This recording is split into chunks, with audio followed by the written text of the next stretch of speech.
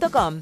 And plays left field. Andrew Monasterio gets a right-on-right start against Dylan Cease. That's been relatively rare in terms of his role this year, but Chad Tracy said it. The at-bats have been so good, he's got to be in there. He bats eighth and plays shortstop. Connor Wong does the catching and bats ninth with Sonny Gray on the mound. For the Blue Jays, Nathan Lucas, the right fielder, leads off. Vladimir Guerrero Jr., the first baseman, bats second.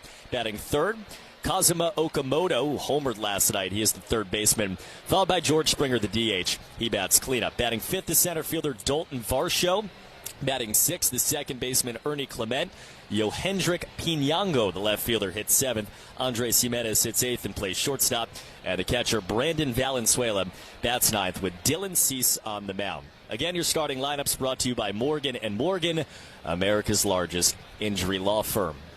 Sonny Gray's hopped out of the first base side dugout. He draws those two lines down either side of the rubber towards the home plate side of the mound, as he does every single time he takes the mound at Fenway Park, sporting a 2.48 ERA, fifth best in Major League Baseball, trailing the names of Mizorowski and Sale and Schlittler and Chase Burns.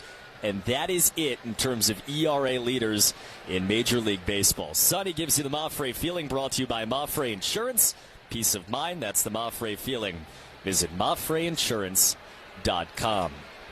Kind of day you want to paint at Fenway Park. Blue skies overhead, the sun shining down, all but just the corner of the monster.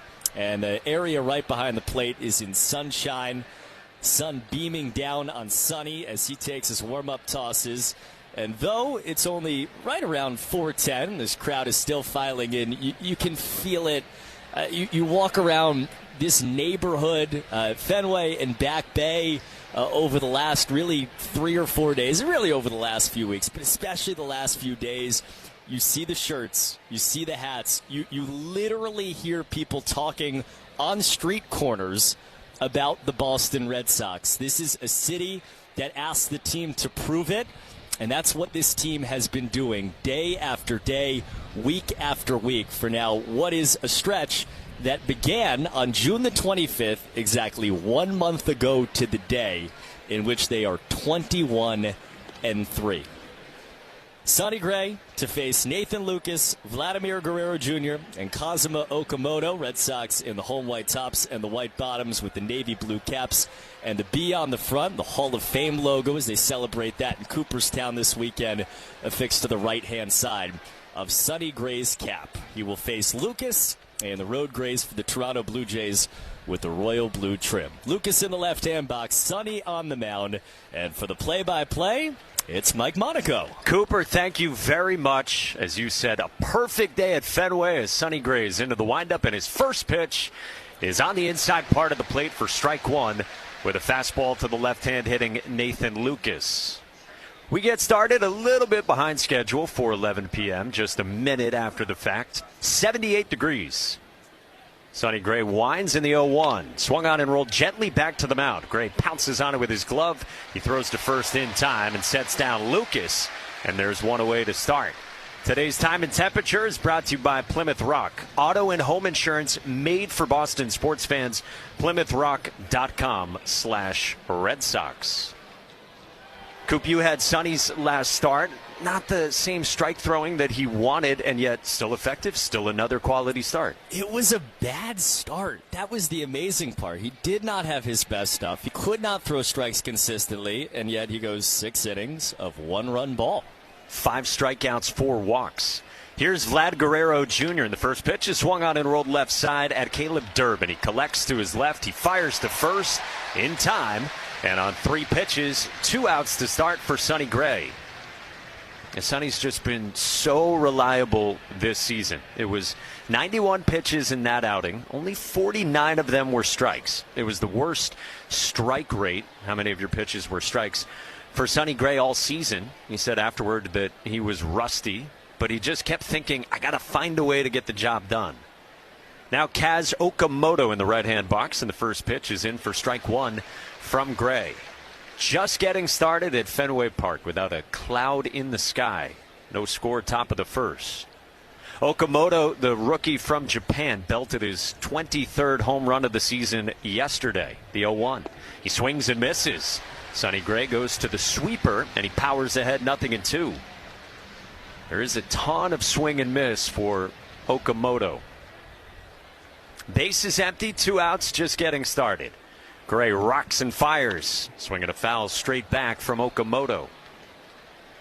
Chad Tracy was with us pregame. He was saying that in that last start for Sonny Gray, he didn't have the ability to spin it. And we've learned all season how important that is for Sonny Gray.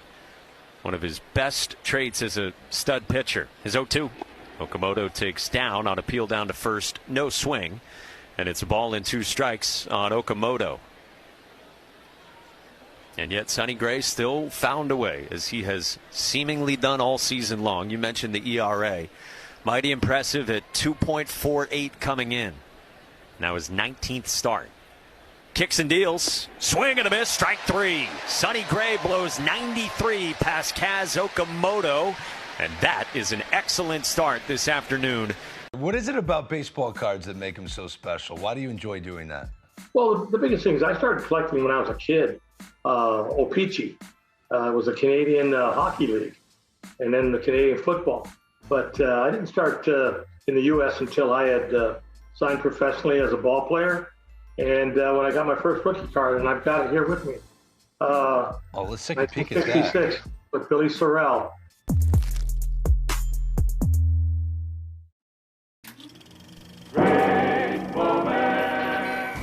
There's the tic-tac-toe game. He's got it started. We'll see if Wally Joyner wants to play. Aha! Good move. Good move, Wally. That's a good move. It's a block by Lyons. Joyner now. He's going to the bottom left corner. This is Steve Lyons. He put 2 X's in on 1 turn. For the victory. Now he tells him, I cheat. Te encantan los jugadores. Te encanta el juego. ¡Y se fue!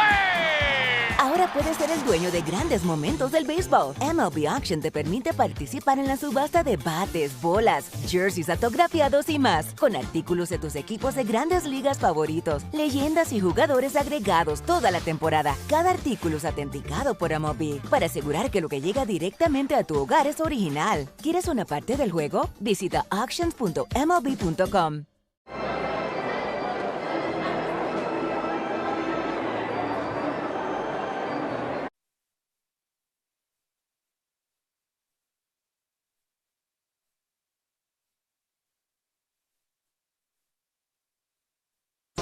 Cedon Rafaela and Wilyer Abreu against one of the best pitchers in the sport, the Blue Jays right-hander Dylan Cease. Ready to face Siegler from the left side, and the first pitch is up and in, ball 1. Dylan Cease, Coop told you, has been awesome this year. 2.67 ERA in 18 starts, and was the starting pitcher for the American League this past week in the All-Star game, or last week, should say, in Philadelphia. 1-0 is cut on and missed with a heater at 93. 1 ball and 1 strike on Siegler. Anthony Siegler with the OPS at 791. Made his first start with the Red Sox in early June and has been productive just about ever since. Coop told you the best day of his young major league career yesterday with 4 hits, including a home run to start the bottom of the first. The 1-1 is swung on and fisted foul behind the plate, 1-2. And how fun has Siegler been? What did he say to you guys after the game? You were like if somebody had told you this was your life, he said, I would have said you were drunk and crazy.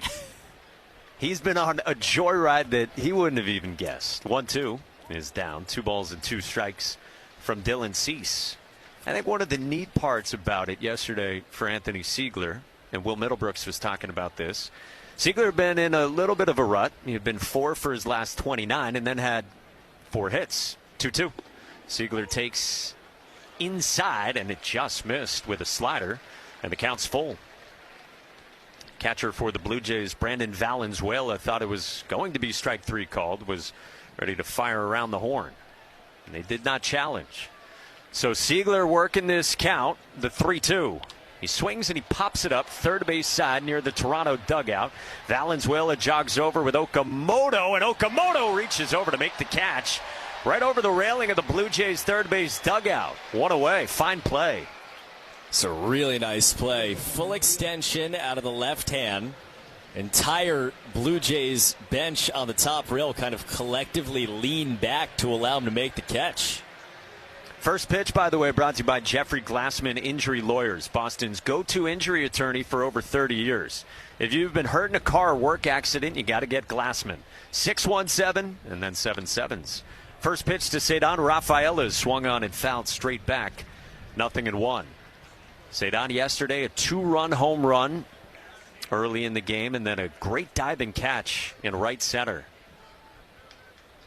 No score, bottom of the first. One out, base is empty for the Sox, and the 0-1 is swung on and popped up. Outside of first base, Valenzuela and Guerrero jog over, but that'll reach the seats near the Red Sox dugout. The Arbella Insurance Foundation is dedicated to striking out cancer by supporting the Jimmy Fund. For every strikeout from a Red Sox pitcher this season, the Arbella Insurance Foundation donates $50 to the Jimmy Fund. Here for the Jimmy Fund, here for good. Righty against righty. Dylan Cease kicks the leg, and the 0-2 is in the dirt to Cedar. One of the big themes in talking with Chad Tracy is, Cooper, how this offense for the Red Sox has been more patient, more selective. As Chad Tracy says, more particular. They've grinded opposing pitchers. 1-2. Rafaela swings and spoils one foul behind the plate. It's even more important today against Cease. Cease is not somebody that you're going to put up 5-6 runs against unless he gives you chances to do it. He is somebody that you look at, you're trying to work deep counts, long counts, and walk against, because chances are you're not getting 3 extra base hits off of him in an inning. His 11th pitch of the first is a 1-2 that swung on and rolled sharply at short. Andres Jimenez went down to a knee to collect, and he throws to first to set down Cedar. 2 up, 2 down for the Sox. Toronto defense, Vlad Guerrero Jr. at first, Ernie Clement at second, Kazuma Okamoto at third, and Andres Jimenez at short. Outfield left to right, Yohendrick Pinango in the shadow of the monster, Dalton Varsho in center, Nathan Lucas in right, with Brandon Valenzuela behind the plate for Dylan Cease. The all-star right-hander faces Wilyer Abreu, and the first pitch is outside. Ball 1 to Wilyer. Numbers good for Wilyer overall. 15 home runs, 50 RBIs, 773 OPS, but he's 0 for his last 13, these last 3+. The 1-0 is in for a strike with a fastball at 94. No score, bottom of the first. Red Sox in these home whites, long red sleeves for Wilyer beneath the short sleeve jersey top. The 1-1. He swings and tips it foul right at home plate, and it's 1-2. By the way, Sonny Gray got off to a great start top of the first. Struck out Okamoto to end that inning. Game's first strikeout brought to you by Weichert Realtors. When you hire a Weichert agent, you can be sure you've got a partner who will guide you every step of the way. Dream, move, home. 1-2 to Wilyer. He swings and he skies this to left field. Pinango retreats right in front of the warning track. He makes the catch in left, and the inning's over. The Red Sox go down. All your favorite games from MLB Play are back. Bigger, bolder, and better than ever. Test your skills with daily puzzles like MLB Pickle, the ultimate mystery player challenge, and Immaculate Grip, where stats and strategy collide. Then in Spinball, build your roster, take on your friends, and compete for the weekly prize. Or be the first to beat the streak and hit your way to the $5.6 million jackpot. Plus, the all-new Daily Walk-Off. Lock in your players by category for the walk-off win. The game's official home for games is MLB Play. Only on the MLB app and MLB.com. Max Muncy with his third go-ahead homer of the road trip. 229th as a Dodger. Moving past Ronce.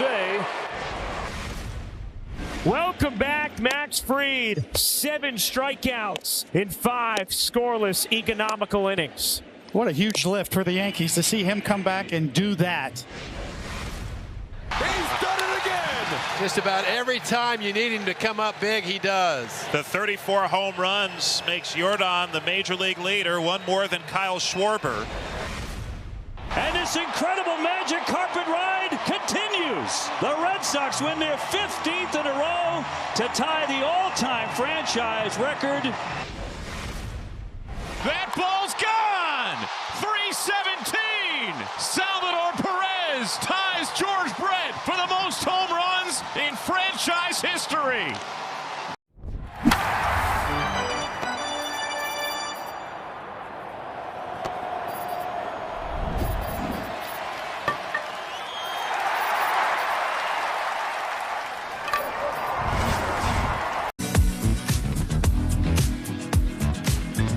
The second inning is brought to you by Vutra Vutrisiran. Ask your doctor about UTTRA.com to learn more today. Top two, no score at Fenway. Blue Jays coming up with 4, 5, and 6 against the Red Sox right-hander Sonny Gray, who had an 8-pitch 1-2-3 top of the first. George Springer, Connecticut native, leads off, and he swings and fouls off the first pitch to the third base Toronto dugout. 0-1 on Springer. From New Britain, Connecticut, went to Avon Old Farms, and then, of course, played collegiately at UConn. He's in the final year of his 6-year, $150 million deal. Gray winds in the 0-1. Springer tries to lay off on a pitch away. He didn't offer on appeal down to first, and it's 1-1. You lay all that out very nicely. New England and George Springer, you don't need to tell a single Red Sox fan about his career. There's been a good amount of Springer smoke as we get towards the deadline. Yeah, the Blue Jays have, of course, not had the season they envisioned. 10 games below 500. The 1-1 is in for a strike 1 and 2 from Sonny Gray. So we'll see what they do. They're 47 and 57, and they obviously have some very interesting pieces. Kevin Gausman, who's slated to throw the finale tomorrow, maybe chief among them. Gray's 1-2 to Springer. He swings and he rolls it up the middle, past short. Monasterio was shaded toward third, can't get there. And Springer is the game's first base runner with a leadoff single with no score in the top of the second. I can't remember a time in my life when I wasn't watching George Springer take that exact swing. From the right side, short to it, sinker down in the zone. It's nothing crazy off the bat, but it always finds a way through, it feels like, in this ballpark. He's had a lot of success over the years against the Red Sox. He's on here in the second against Sonny Gray, who now faces the left-hand hitting center fielder in the 5 spot, Dalton Varsho. Numbers down for him this year, and the first pitch is beneath the zone, ball 1. Sonny Gray, one of the real leaders for the Red Sox in his first year with this team. Chad Tracy talked the other day about when the winning streak came to a close Wednesday night here. Walked into the clubhouse, and the team was already being addressed. The 1-0 is swung on and hooked foul, first base line. Chad Tracy had intended to walk in and say some words to the team about the end of the winning streak and taking the pride in what they had done before the off day on Thursday. And he found, much to his pleasure, that Sonny Gray and Wilson Contreras were already speaking to the team and delivering that message. The 1-1. Varsho swings and he slices one down the left field line toward the corner. That ball is foul in the left field corner. Just to the left of the yellow line, running up the monster vertically. And it's 1-2 on Varsho. And Sonny, of course, had the big notable quote from earlier this season, just over a month ago now, where he said, "We're not good. We're just not a good team right now. And that's just a fact." This team has totally changed the vibe around it and reinvigorated this city and this summer ever since. No score, top of the second. George Springer's the runner at first with nobody out. 1-2 to Varsho. He swings and hits it on the ground. Right side past the dive of Anthony Siegler into right field.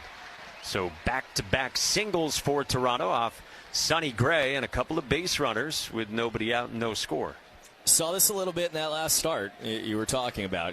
Sonny was walking, he walks 4 and 5 innings, but it was also in counts like that where he's trying to execute a sweeper down and into the left-hand hitter, and it just stays up. And that's the kind of pitch where, not only is it frustrating the result, it could have been a lot worse. Yeah, it ended up just being the 1 run against the Rays, but certainly could have been paired with the 4 walks. So 2 on, nobody out, and here's the all-star Ernie Clement. First pitch to the right-hand hitter is outside, ball 1. Make Bees Knees benefits part of your game day ritual. Get 50 cents off per gallon or $5 off in-store when you sign up. Save on food and fuel when you download the app or visit beeskneesbenefits.com. Gray out of the stretch. Pierce at second in the 1-0. He's down and away, 2-0. Has tried a couple of cutters to start out to Ernie Clement. Clement, a postseason darling for Toronto last year. Set the single postseason record with 30 hits. He's followed it up with a good year to this point. Whoa. Swinging a line drive toward the left. Jarren Duran's in. He makes the catch thigh high on a sinking line drive, and that's the first out here in the top of the second for Sonny Gray. This is where it gets very fun to watch Sonny Gray think. So you said it. He throws two cutters. Neither of them were close. He'll take that cutter. He'll put it in his back pocket, and then he'll try to attack guys a different way. He goes four-seamer there, and now you get a left-hand hitter, so you see different sequencing. But this is where he goes very deep into his bag to find ways out of situations. And he does so to get the first out here. Now he faces the seventh hitter in the Blue Jays lineup, and the seventh batter is brought to you by Jeffrey Glassman Injury Lawyers. If you've been hurt in a car or work accident, you got to get Glassman. Call all sevens, 617 and then 77s. It's Yohendrick Pinango, the left fielder from the left side. And the first pitch is up and away, ball one from Sonny Gray. Yeah, we asked Chad Tracy about the mind and the way Sonny Gray works pregame, and Trey said Sonny Gray is so intelligent, and he's appreciated watching Gray maneuver even within outings. 1-0 is on the outside part of the plate, called the strike, and it's 1-1. Even there, he tried the cutter again, didn't have it, and then he puts a sinker on the absolute outside corner at the knees. No score, top of the second, 2 on for Toronto with 1 out. The 1-1. Pinango takes down, 2-1 from Sonny Gray. Hat askew as always for Sonny, a la Dontrelle Willis. Saddles up the white cleat next to the white rubber. Comes set, waist high. Here's his 2-1 pitch. Pinango swings, broken bat, line drive into center. Rafaela charges in, dives and makes the catch. Rises, fires to second, double play. Cedon dazzles again in center. What a play by Rafaela. Doubles off George Springer, and just like that, the inning is over. No score through an inning and a half at Fenway on the Shaw's and Star Market. WEE.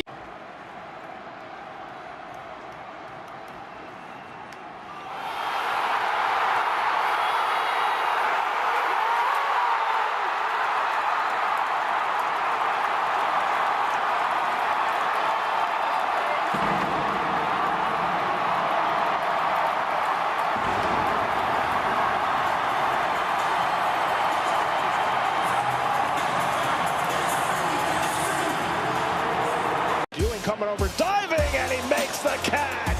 A psychopathic play for Ewing. Oh, you gotta be kidding me. He is unbelievable. A spectacular play. This is that Ellie pterodactyl move. Michael goes up. He's got it. He always has it. Good backhand. Suarez won't throw. Got him. And he makes the catch and hangs on. Not an easy play. There's one. There's two. Perfectly done. On the run, extends and makes the play. Oh, baby. Robles goes to a slide and he makes the catch. Oh, what a play by Khalil Watson. Are you kidding me? And he can scoot, can he? And Laura just snaps it. Marcia charging, dives and makes a grab. Oh, Alcantara, the Jaguar. Oh, plenty of ups. How about that? Diving play at short by Neto.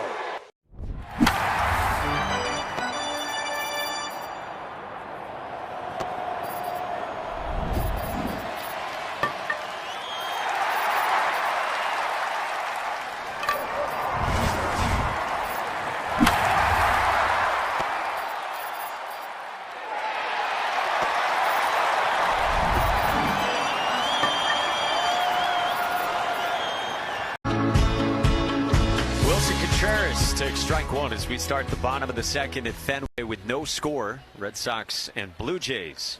Contreras, Yoshida, and Durbin two in the bottom of the second against Dylan Cease. Here's the 0-1. Contreras takes up and in. 1 ball and 1 strike. By the way, the second inning brought to you in part by Jeffrey Glassman Injury Lawyers, 617-777-7777. Contreras leads off in the 1-1. Is down and away. 2-1 the count on Wilson. 944 OPS for Contreras. That's third best in the American League. Only behind Yordan Alvarez and Ben Rice. Cease winds, lifts the front leg, 2-1. Contreras swings and cues it foul right behind the plate, 2-2. The Red Sox are getting their third look at Dylan Cease. They faced him in late April in Toronto. Got him for 4 runs on 7 hits and 5 2/3. Then he was good in mid-June here at Fenway. 2-2 is called. Strike 3 on the inside part of the plate with a fastball. Contreras strikes out looking, and there's 1 away in the last of the second. You watch really anybody against Dylan Cease, but it's really been the case in those 2 starts. The question is not really, are you going to tag him for a bunch of runs and have a bunch of traffic? Chances are, unless he's really off, you're not. The question is, how quickly can you get him out of the game? He's had some shorter starts this year and throughout his career. First pitch cut on and missed by Masataka Yoshida. 0-1. No score last of the second after some spectacular defense again from Cedon Rafaela the last half inning. 0-1 is swung on in sky to right center field. Struck well by Yoshida. Varsho bolts back. He makes the catch in right center, right in front of the Red Sox bullpen for out number 2. So Yoshida set down, struck it well, and the base is empty for Caleb Durbin. Now at Shaw's and Star Market, it's a 10 for $10 sale. Save on items like Faya Greek yogurt and vitamin water. Pantry favorites like Prince Pasta and Starkiss Chunk White Tuna. And cool treats like Haagen-Dazs cups. 2 outs, and here's Durbin. First pitch from Cease is swung on and lifted to shallow center. The second baseman, Ernie Clement, backs up, battles the sun, and makes the catch, hanging with it, but felling him to a knee. And the inning's over. No score through 2 at Fenway Park. Red Sox and Jays on the shot. All your favorite games from MLB Play are back. Bigger, bolder, and better than ever. Test your skills with daily puzzles like MLB Pickle, the ultimate mystery player challenge, and Immaculate Grip, where stats and strategy collide. Then in Spinball, build your roster, take on your friends, and compete for the weekly prize. Or be the first to beat the streak and hit your way to the $5.6 million jackpot. Plus, the all-new Daily Walk-Off. Lock in your players by category for the walk-off win. The game's official home for games is MLB Play. Only on the MLB app and MLB.com.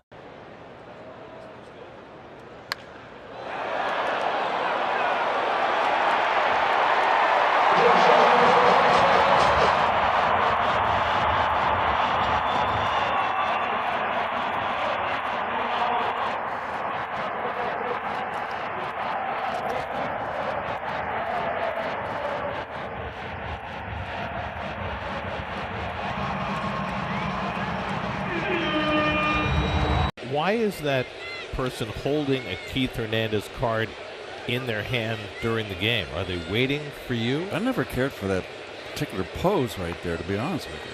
I mean, where do you sign on that card? Right on your best feature. Keith on one side and Hernandez on the other. I can only sign it on the Bohunkas, though. Oh, that's a lovely signature. Right across the bow. Look at that. It's like a tattoo.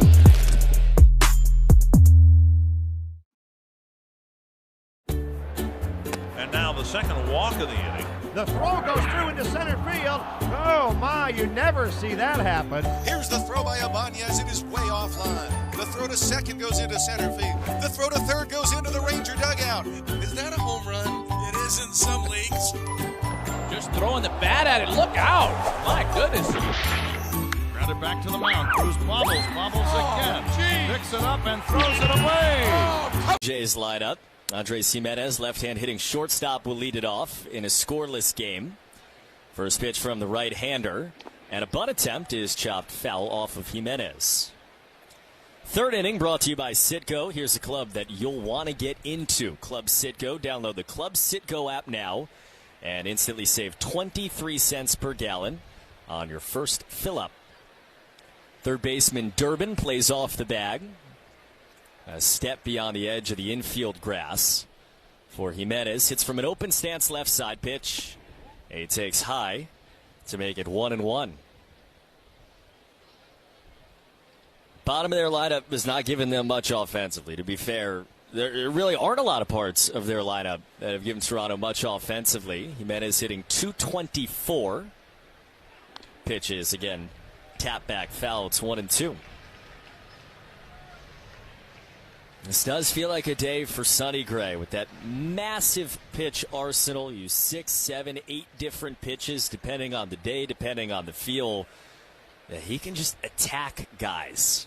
Ahead 1-2. The pitch to Jimenez is swung on and missed on the sweeper. Attacked him and grabbed strikeout number 2. Well, that's a good sign for Sonny Gray, throwing, I think, one of his better sweepers, Coop, one that maybe started his strike at the bottom of the zone, but then just tumbles off, snaps off a really good one, gets some chase, and puts away Jimenez. Now the 9-hitter, switch hitting catcher from the left, Brandon Valenzuela. Good power in his bat. 28th pitch for Sonny, 19 strikes. I guess foul back from Valenzuela. Sun beaming down on Fenway. American flag in center, fluttering towards the monster. Shadows starting to move their way towards the pitcher's mound. We're about a foot away from those shadows actually being between the batter and pitcher. 0-1. And a drop-in curve, outside corner, a strike. It's 0-2. You think about Will Middlebrooks talks about it in here all the time. These 4 o'clock games on Saturdays, especially this time of year. That shadow with Sonny Gray and Dylan Cease on the mound. It is 0-0, and it feels like it could stay that way. We could be headed toward plenty of swing and miss over the course of, the next hour and change? Just struck out Jimenez. He's had 0-2 on Valenzuela. Pitch is swung on and grounded to the right side. Bounces up on Siegler. Second baseman up with it. Throws out Valenzuela. And they're 2 down to start the top of the 3rd inning. Today's league leaders brought to you by AZEK Exteriors. The leaders in exterior trim moldings. Told you earlier, Ernie Clement hitting .293, 4th best in the American League for Toronto. And that really is the only guy in their lineup that is hitting for consistent average. Jays came into the weekend 19th in baseball in batting average, as Nathan Lucas jumps out of the way of a sweeper for ball 1. There are a ton of differences in the offensive profile of this team between last year and this year, but it's been one of the biggest ones. They put the ball in play and moved it forward so much. 1-0, line down the left field line. That is down base hit, skittering to the corner. Nathan Lucas around first, running to second. Picked up by Duran. Throw to second is not nearly in time. And just as Lucas did off Garrett Whitlock last night, he doubles off Sonny Gray, this time with 2 outs in the 3rd. Yeah, Lucas did a really nice job when he came off the bench yesterday. He had that backside double to start the 8th inning, like you said, against Whitlock, and then he threw out a man at home plate when Connor Wong was up at the plate, singled, and a really good throw from Lucas in left at the time. So for the 2nd straight inning, Sonny Gray, the man on second base now, Vladimir Guerrero Jr. First pitch cut and miss on a hack that was hoping for a ticket above the monster from Guerrero. That right there, great example. Sonny had no feel for the cutter last inning, and he just ripped off one of his best of the day against the best hitter in their lineup.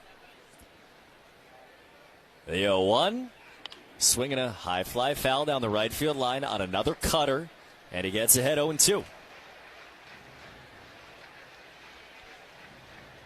And now he's thrown you 2 straight cutters, and this is where you as a hitter have no idea what Sonny Gray is about to do to you. Man on second, 2 down. The 0-2 pitch from Sonny is up high on a sinker. Guerrero jumps out of the way of it. That's probably not the pitch I would have guessed he would have thrown. I think he's kind of read Guerrero well here, too. Guerrero came up, went first pitch swinging off Sonny Gray in the 1st, came up, swung at the first 2 pitches here against him his 2nd time in the 3rd. 1-2 pitch. Here comes from Sonny Gray again. A bounced in a sweeper. Good stop by the catcher Connor Wong to keep Lucas at second.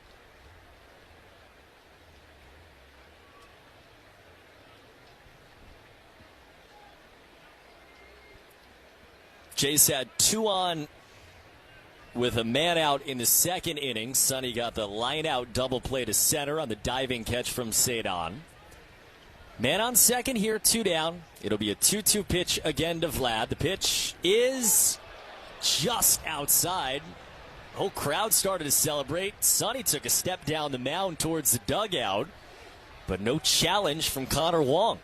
And a good decision. That was away. We get the benefit of hindsight up here, but it was definitely out. Sets up a 3-2. Payoff pitch from Sonny Gray. Is swung on, hit on a line to the left field base hit past Monasterio. They send the runner Lucas around third. Throw to the plate is offline, and the Blue Jays take the lead. RBI single Vladimir Guerrero Jr., and it's 1-0 Toronto in the top of the third inning. Well, Sonny was just trying to find a way to put away Vladimir Guerrero Jr. Had tried a breaking ball earlier in the at-bat, had buried it in the dirt. Wasn't one of his better ones. Then he had gone to a fastball. Here he throws a cutter. He left it out, kind of middle, catches a lot of the plate. And Guerrero, who's looked better these last couple of days, was right on it. So, man on first, 2 down. Pitch cut on a miss by Kazuma Okamoto. This is a little bit of a unique struggle for Sonny that we've seen in this game. You know, when he's struggled, usually walks happen. We saw it in Colorado when he had some trouble spinning it. You know, one is spun outside on a sweeper to make it 1-1. We saw it last week on the Sunday against Tampa, where Command was in and out. He threw, as you said earlier, 54% strikes, way below the league average. That's not been the case today. He's throwing strikes. 1-1 is caught on a miss on a sweeper. 68% to this point on his 41 pitches. Today, he's thrown pitches in the zone that have gotten hit. He's got Guerrero leading off of first, 2 outs. Sox down 1-0. Ahead of Okamoto on a 1-2. The pitch is swung on and pulled on the line. Diving stop by Derby, knocks it down. It trickles away, and he gets to it in foul ground. Everybody's safe. It was going to be an unreal play from Durbin, diving to his right on the one-hop, in and out of his glove. A single for Okamoto. And there are 2 on with 2 down against Sonny Gray. And here comes Andrew Bailey out of the first base side dugout to talk with them. I think the story here is 2-strike hitting from the Blue Jays. It's a pitch there from Sonny Gray that, again, similar to the 2-strike pitch to Vladdy, catches a fair amount of the plate, tried a breaking ball this time, and that was hit pretty well by Okamoto. And Durbin, as you said, not much of a chance there. So Andrew Bailey pays a visit. You're navigating the tough part of Toronto's lineup. Second time through for Sonny Gray against some guys who do have the track record, if they have had their struggles, as you said, this season. Gives us a chance to check the Subaru of New England scoreboard. Only one game that's gone final. Royals 3-2 over the Tigers. Home runs from Salvi Perez and Nick Lofton with the walk-off shot for KC. Subaru summer finally here. Details at SubaruofNewEngland.com. Mound meeting done. Men on first and second. 1 run already in. We're in the top of the third inning at Fenway. The Red Sox and the Blue Jays. Sonny Gray versus George Springer. Right-hand hitter, right-hand thrower. First pitch is swung on and tapped foul on the third base side.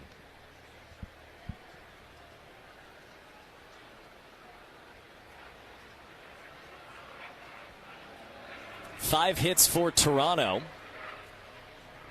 Guerrero leading at second. Okamoto the same at first. Second baseman Siegler holds on the runner. And the 0-1 is on the inside corner. Sinker ran in over the inside corner on Springer to make it 0-2. Mike just said it. He's gotten 2 strikes, but very un-Sonny like. He hasn't put guys away. The 0-2 is swung on, fly ball towards the monster, sailing up and gone into the front row. Springer just reached out and hooked it, plants it in the monster seats. It's a 3-run home run, and the Red Sox trail 4-0 in the top of the third inning. It's the danger against these bats. I mean, you leave pitches, especially in 2-strike counts, not quite where you want them, and they can punish them. And George Springer took a curveball that was in the strike zone. It was down and away, but in the bottom corner of the strike zone. Still, it's probably too much of the plate that Sonny Gray would want there on an 0-2 pitch. And Springer able to pull that one to the monster and crack this thing open 4-zip. Dalton Varsho swings and misses over top of a cutter. Man. I mean, you said it's in the zone. It's not the worst pitch in the world. It's not the pitch that he threw to Vlad 3-2. 0-1 swing and a miss again. And whether Springer was looking for it or just ready to take that kind of swing, man. Yeah, it's impressive from George Springer being able to drive that out, especially to do it to the pull side on something down and away like that. But yeah, I think Sonny Gray would tell you he wants to bury that one. The 0-2 is pounded foul off the foot of Varsho. They've really had a tremendous approach. I mean, they know he's going to spin it, but everyone all year long has known that he's going to spin it. They've done nothing about it. He got ahead 0-2 on Vlad 2 batters ago. Guerrero fought, got to 3-2, got a slider up and hit it. 0-2 again, bounced in. Varsho had to jump out of the way of it. And then this right here, I mean, he's 0-2 on Springer, puts a curve down and away, outside corner, and Springer was out in front of it and just kind of bicepted out of here. 1-2 from Sonny. He swung on, grounded right side. That's through. Another hit. Cedon gets to it in the right center field gap. Varsho took a turn. And Cedon watches him back. Another hit. That is 7 hits against Sonny Gray. 2 outs into the third inning. And now the Red Sox bullpen begins to stir.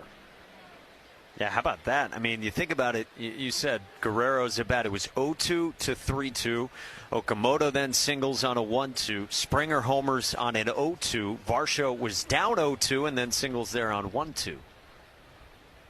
Ernie Clement takes low, ball 1.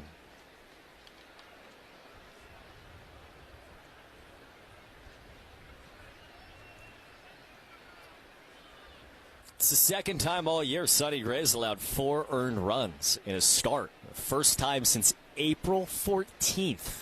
1-0, swinging a fly ball down the left field line. Fair trouble. It's off the monster in the corner. Varsho racing. He hits third. He's getting the wave. Throw is through to the plate and not in time. RBI double. Ernie Clement off the monster. It's a 5 spot for Toronto in the third. And they lead it 5-0 off Sonny Gray. Yeah, this is stunning to see, especially the way, Coop, that this third inning started. Strikeout Jimenez, you get the ground ball to second against Valenzuela, and now, it's 6 straight hits from Lucas to Guerrero to Okamoto, Springer, Varsho, and now Clement. 9th batter to come to the plate, and this has really gone sideways on Sonny Gray. Just try to get out of it. Hendrik Pinango, the batter, man on second. And the left-hand hitter takes a strike on the outside corner. Sonny's made his money with guys on base this year. He's stranding 9 out of every 10 runners that have gotten on base against him this year. The 0-1 is, again, fouled off the foot of Pinango. And the story of this inning has been guys have gotten on base, and he's had no way to end this thing.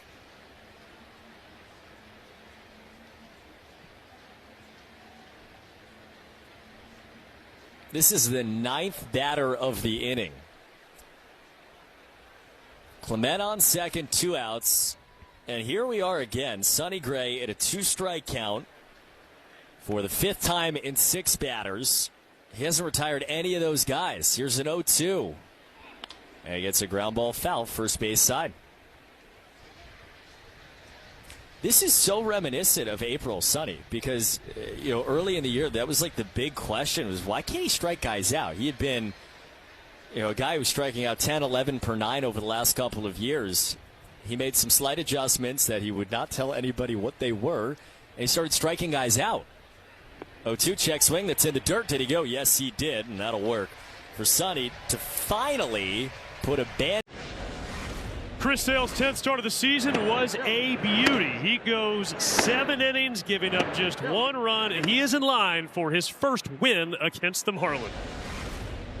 An outstanding outing tonight by Trey Savage. 6 innings, 2 hits, did not walk a batter, struck out 8, kept the Yankees off the scoreboard. 11 strikeouts from Kyle Harrison. Matching a career-long outing for Kyle Harrison and a dominant 2-hit shutout for the left-hander. Wow. Outman over. Outman with the dive! Superman hit-saving play by James Outman. Ryan drops his glove on the mound and gives James Outman a standing ovation. First pitch of the game, the pitcher hits it out. A living, breathing statue, Shohei Ohtani. You just don't dare take your eyes off of him. He's a walking history book. It's ridiculous what he does.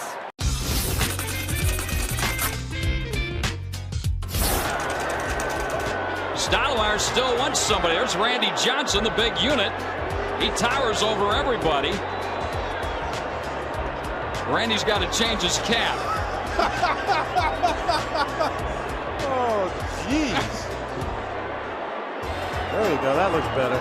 Get that D-backs hat on, Randy.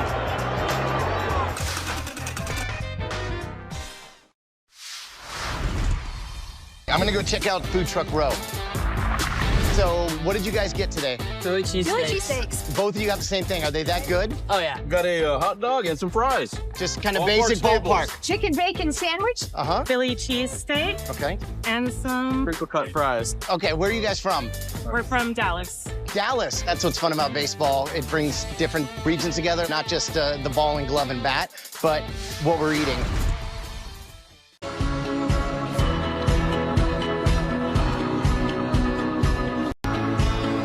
Jared Durant leads off the bottom of the 3rd inning. Red Sox trailing 5-0 against the Blue Jays. Dylan Cease delivers, and he grabs the outside corner of the fastball for a called strike 1. Audrey Morse-Gasteyer is with us, the executive director of the Massachusetts Health Connector, the sponsor of our Doubles for Diabetes. Hi, Audrey. Hi, thanks so much for having me on. Thanks for coming and being with us as Durant cuts and misses 0-2. Good day so far? Good day so far. It's wonderful to be back at Fenway to promote our Doubles for Diabetes work that we've been doing with the Red Sox.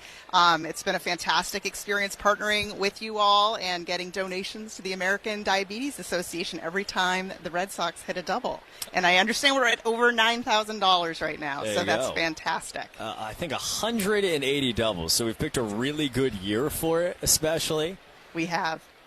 0-2 at a fastball high. For our listeners who are not familiar with the program, tell them all about it. Absolutely. So the Massachusetts Health Connector is the state's official health insurance exchange or marketplace. So where anybody who doesn't have health insurance through a job or another program can come and get covered. 1-2 is flown foul down the left field line. And so we cover over 400,000 people here in Massachusetts, and we care a lot about not just making sure people are covered, but they can afford to access the care and the prescription drugs they need. So we really prioritize care for chronic conditions. 1-2 is again nicked foul by Duran. Chronic conditions like diabetes, like asthma, like coronary artery disease. And so for people in our Connector Care program, they can get access to medication and services for diabetes with no copays. And so we care a lot about diabetes in that program and in our Doubles for Diabetes work with the Red Sox. 1-2 again, pitch high to Duran. It's such a great way to do it. Like, where's the first place people can start? Because I think sometimes it sounds so great, but to actually go and find what you need can be a little challenging or intimidating. It really can. Health insurance can be overwhelming. 2-2, swinging a high fly ball deep towards right. Nathan Lucas back and in, shading his eyes, and the right fielder makes the catch. 1 down. So it can be confusing, can be overwhelming, and that's why the Health Connector exists. It is a place where people can come and get clear information and choose from a range of different health insurance products. And the great news is most people who sign up through the Health Connector qualify for financial assistance to lower the cost. So people who are interested, people who don't have insurance today, should come to our website at mahealthconnector.org. Andrew Monasterio takes high. Voice of the executive director, the Massachusetts Health Connector, Audrey Morse-Gastire with us. Doubles for Diabetes program. Right-hand hitter Monasterio. And the 1-0 from Dylan Cease is swung on. Another fly ball deep towards center. Varsho back, drifting in front of the triangle. He is there to make the catch. And they're 2 away. I'll have you repeat it one more time just as we get to 2 outs here. mahealthconnector.org. Where should people go? Yes, people should go to our website, mahealthconnector.org. They can call us at 1-877-MA-ENROLL. And if they need in-person assistance, we have something called Navigators, which are in communities all across Massachusetts. You can find contact information on our website. Connor Wong takes a strike. And not to put words in your mouth about it, but I just imagine that connector as a place for people to go, for people where health insurance is not an obvious thing, or might not have it through a job, or might not have it through the usual places as Wong fouls it back. I mean, it's massive, and it's something that the state has spent time and endless amounts of money on for good reason. It's absolutely true. We actually just celebrated our 20-year anniversary of the creation of the Massachusetts Health Connector back in April. It was our 20-year anniversary of Massachusetts health reform, which created us.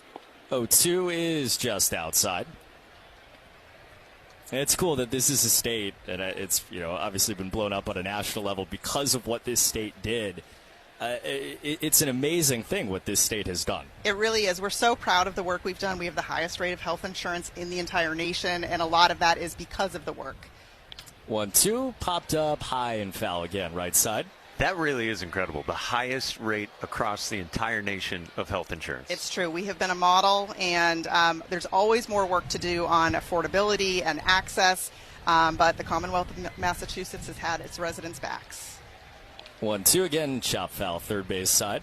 And I know when people reach out to different languages to get help too. Like if you're listening out there and you think of a family member who maybe English isn't their first language, they can access it that way too. Yes, it's absolutely true. So our navigators that I mentioned in communities all across the state speak 30 languages, and our application and website are in different languages. When people call our contact center, they can connect with different languages. 1-2, swung on a miss. Wong strikes out, and that ends the inning. Audrey, thank you so much. First pitch to Ortiz. Swung on, line towards left, long run for Ewing. He dives and he made the catch. Ewing went back, and in left field, he's looked terrific. He shouldn't be sneaking up on anybody, right? I mean, he's an all-star, 10 wins, his ERA below 3, and no matter where the game is played, no matter what lineup he's facing, he does his thing. Abrams hits one high and deep out to right center. After it is Troy Johnson. Way back it goes, and out of here! And he's got 4 in his last 3 games. Leo Jimenez grabbed it right next to the third base bag. He tapped it with his right foot, fired to second for out number 2, and on to first in plenty of time to get Altuve for 3. 474 feet for Fernando Tatis Jr. Dave Holtz now stands in. He gets fisted toward the Angel dugout. Got folks moving. Again, slapped that way. Same spot. Uh-oh. Gray with the 0-2 pitch. Same spot almost. Still 0-2.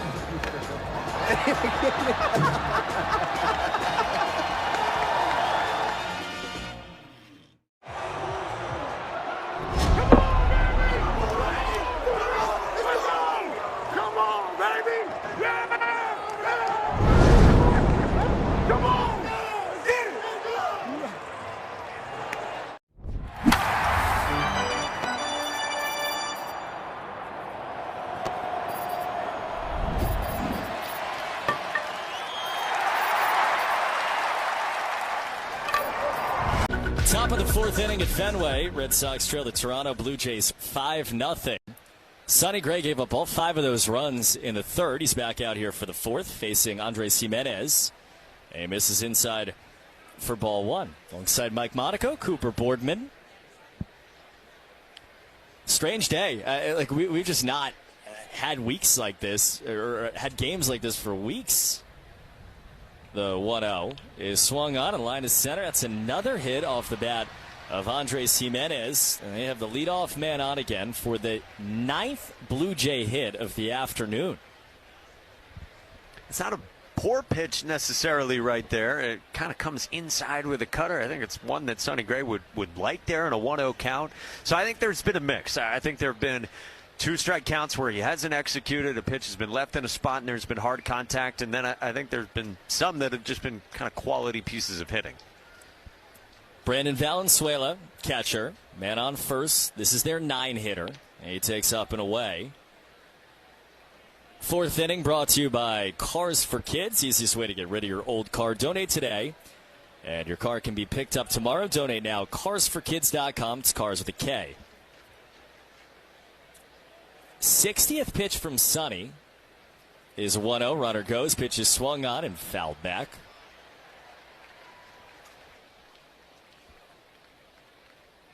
You kind of get deep into what he's used. He's thrown a ton of cutters and a ton of sweepers. He's thrown strikes, but they've gotten hit. And then those other 4 that he kind of uses to find the zone, the sinker, the four-seamer, the curveball, the changeup. Again, he's throwing them for strikes, but he hasn't had that much confidence in them. He's not thrown them very much in the game. The 1-1 is swung on, hammered in the air, deep towards right field. Abreu back on the warning track, running to make the catch in front of the short wall in front of the bullpens. He wheels and gets it in. That is a long, hard first out of the fourth inning off the bat of Valenzuela. And that was a four-seam fastball. You said there haven't been many of those, not as many as Sonny Gray normally throws. I mean, that was left middle, and the velocity down a little bit, too. It was 90 miles an hour. That's a tick down, a tick and a half down from what Sonny Gray normally throws. One down for Nathan Lucas. This is his 3rd at bat of the game. The left-hand hitter takes a strike from Sonny Gray.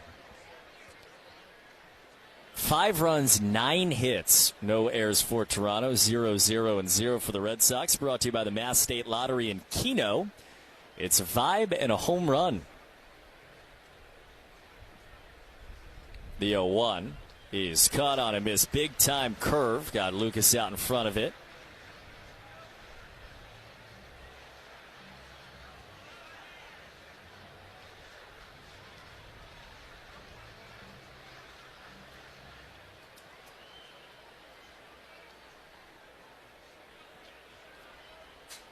Jimenez off, first one out. The 0-2 from Sonny Gray is another curve low.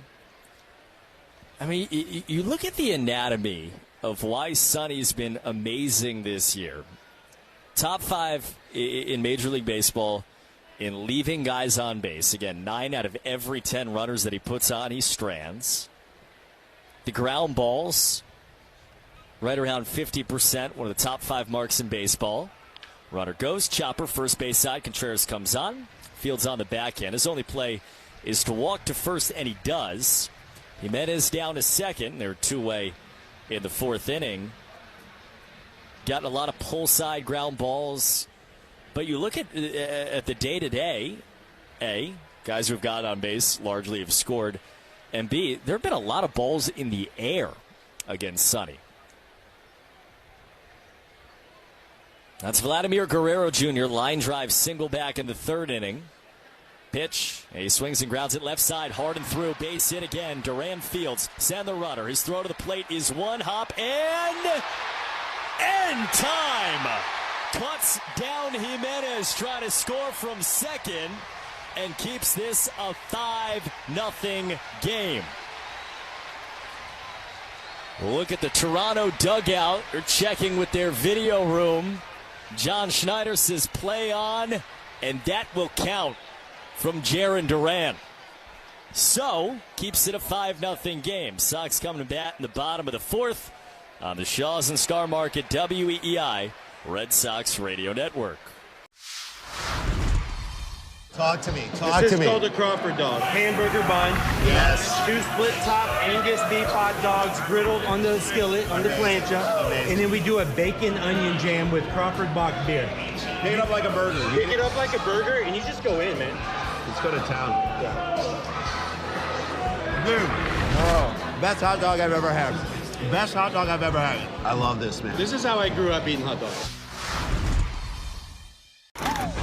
You could describe Tulsa as a big, small town or a small, big city. Tulsa is a very mixed city of arts and film and sports. I mean, it's a true melting pot of all kinds of things. Professional baseball in Tulsa, it's actually older than the state of Oklahoma. It's nice to play in front of, fans that you see on a daily basis.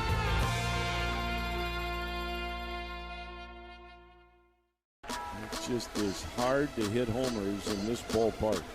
There's a drive. I don't care how big the park is. This one is gone. Touch 'em all time. His first major league home run, T.J. Rumfield. First homer of the year for the Rockies. They take a 1-0 lead. Roof open, roof closed. That would not have mattered. That sounded like a cannon coming off of the bat. Good for him. They flip with the glove. That was not a good idea. All he needed to do was try to get the lead guy by giving him a nice easy feed. Oh, no, stay on your feet. No. I thought he was going to stay on his feet. Uh-oh. The Goose did not know that the game was starting. Maybe the Goose thought it was 6:45 first pitch time.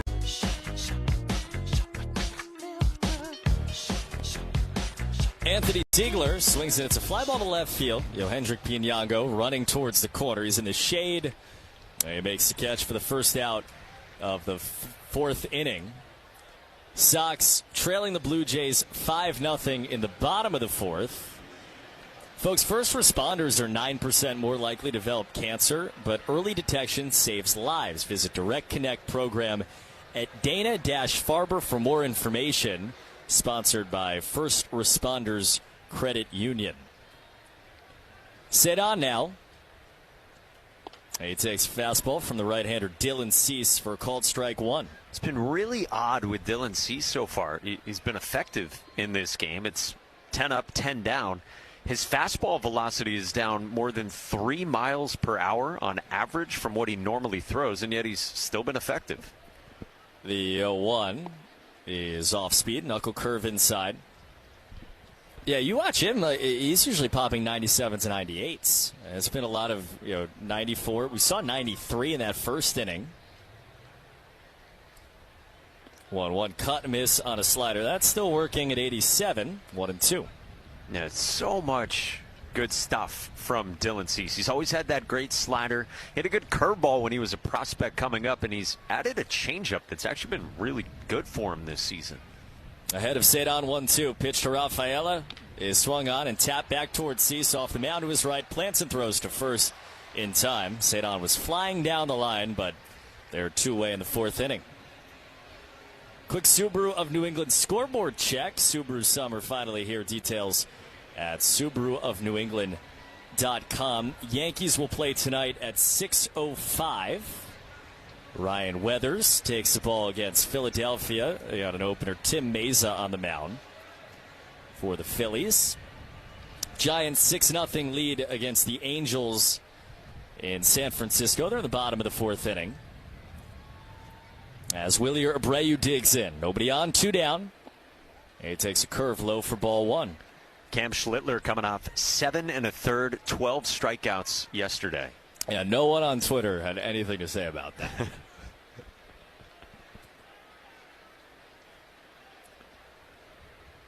Counts 1-0. Pitch to Abreu. And he grounds it foul, first base side. It's just remarkable to see him do it time after time. It bears repeating. He's been so good. I mean, you look at the guys who have been best in the American League, and Dylan Cease was chosen to start the All-Star game over Schlittler, which was too much discussion about that, but he's been that good this season. 1 ball, 1 strike. Dylan Cease on the mound. He winds and he delivers.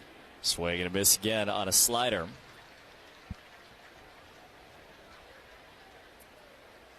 Cy Young in the American League has been Schlittler's odds really in his favor for the better part of the last 2 months. Cease is 2 on those odds.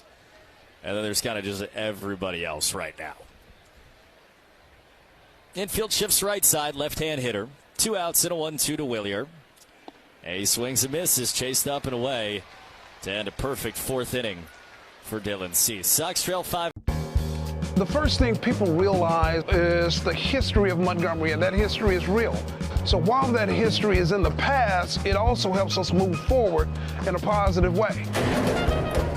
Just like a lot of other of the 120 minor league teams, is, the baseball is not what we do, right? The Tampa Bay Rays do a phenomenal job of sending amazing athletes here, and we let them handle the baseball, and we handle everything outside the line.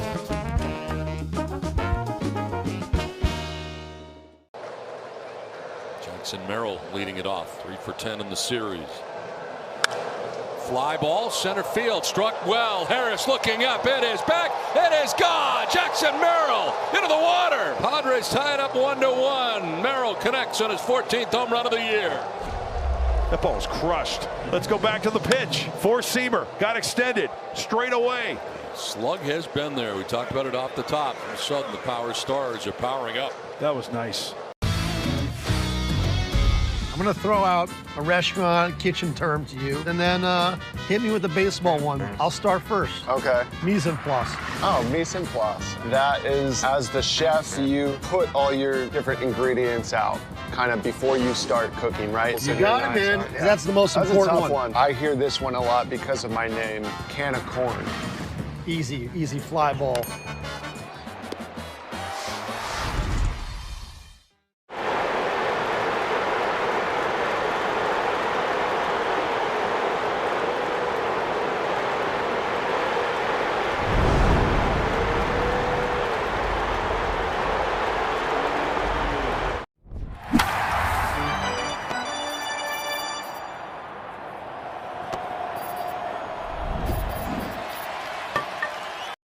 Go to the 5th inning, and the Red Sox trail Toronto 5-0. Sonny Gray's first pitch is cut on and missed by Kaz Okamoto. 0-1. 10 hits yielded by Sonny Gray, the most he's given up in a Red Sox uniform. The 5 earned runs are tied for the most he's given up at any point this season. 0-1. Okamoto swings and grounds it left side at Caleb Durbin, handles a hip high hop, shuffles and throws in time. And there's one away to start the top of the 5th inning. Today's Red Sox code word of the game is ACE. ACE. Make sure to enter your code word in the member portal today to claim your points. Yeah, just not the best version of Sonny Gray, to put it mildly, so far today. Cooper told you he's been throwing plenty of strikes, but probably too many today, especially in his 2-strike counts, namely in the 3rd inning when he couldn't put Toronto away. Here's George Springer. He swings at the first pitch and laces it foul above Toronto's third base dugout. 0-1. Springer singled to lead off the 2nd and then had a 3-run home run in the 3rd. It was on an 0-2 pitch from Sonny Gray. Red Sox won the opener 6-4 yesterday with 2 runs in the bottom of the 8th. 0-1. Bounced in. 1 ball and 1 strike on Springer. Just hit the 110th pitch of the game, brought to you by 110 Grill. Gluten-free dining done right. Visit any of their 33 locations all throughout New England. Bases empty, 1 out. Red Sox down 5-0 in the 1-1. Swung on in line to 3rd, right at Caleb Durbin, who makes the catch on a sinking line drive, squatting down. And there's 2 quick outs, much needed for Sonny Gray here in the 5th. Yeah, I think, veteran-wise now, what you want from him is how many innings can he eat in a 5-0 game? I mean, 71 pitches, so you figure he's probably got 20 to 25 more. Can he get you outs in the 6th inning? I think it's probably what's in the mind for Chad Tracy. Faces the left-hand hitting Dalton Varsho, and the first pitch is cut on and missed. Good slow curveball to make it 0-1. Yeah, that'd be ideal. Maybe even a little beyond that if Sonny Gray can finish off Varsho right here. Varsho 2 for 2 with a couple singles. Red Sox down 5-0, fifth inning. 0-1. Varsho takes down a sinker beneath the zone. 1 ball and 1 strike. That's been so rare from Sonny Gray. You got to go back to the beginning of the season, as Coop told you earlier, the middle of April, to find the only other outing quite like this for Sonny Gray. 4 innings, 9 hits, 5 earned in Minnesota. Pitch is down and in. Breaking ball misses. 2-1. That was in the Red Sox 17th game of the season. A land far, far ago for this Red Sox team. Base is empty, 2 outs, top 5 for Sonny Gray. Goes into the windup, deals it 2-1. Varsho swings and skies it to left field. Jarren Duran turns back to his right, runs and makes the catch up along the warning track. And there's a shot into left field. Stanton on his way around to score. And the Yankees are on the board. First, it's 1-0 New York. Bouncer headed up the middle, and that's going to get through and drive in a couple of runs. Cranked up and sent into the right center field gap. McMahon's going to score easily. They're going to wave Wills around. Plays to third. 5-0 New York. Another one head for no man's land, but Harrison Bader read it well.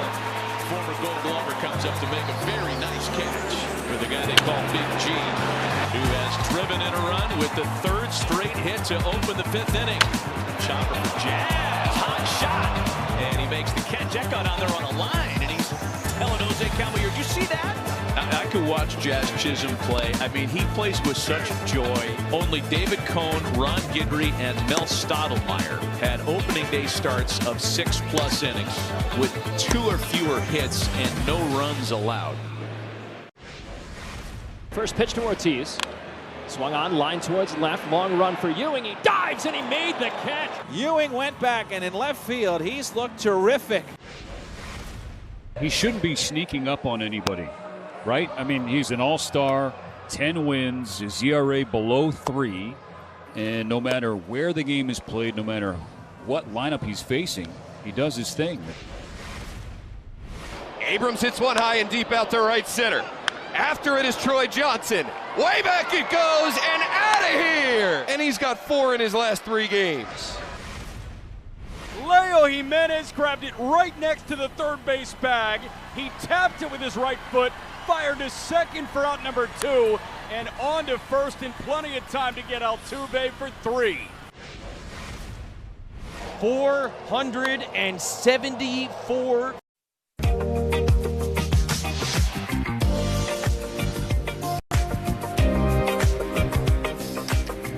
The Red Sox did not have a base runner as we go to the bottom of the 5th inning. They trail the Blue Jays 5-0, and Dylan Cease faces Wilson Contreras. First pitch swung on and fouled straight back.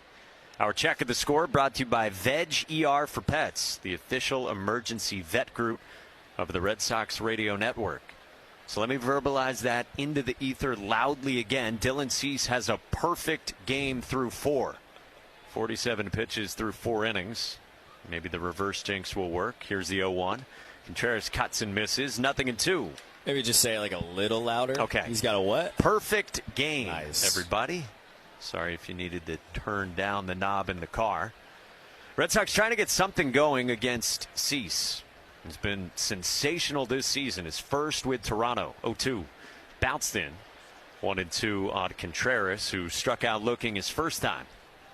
Somewhat amazingly, Dylan Cease was an all-star for the first time in his career this season, even though he finished 2nd in Cy Young voting in the AL 4 years ago, finished 4th in Cy Young voting just 2 years ago in the National League when he was with San Diego.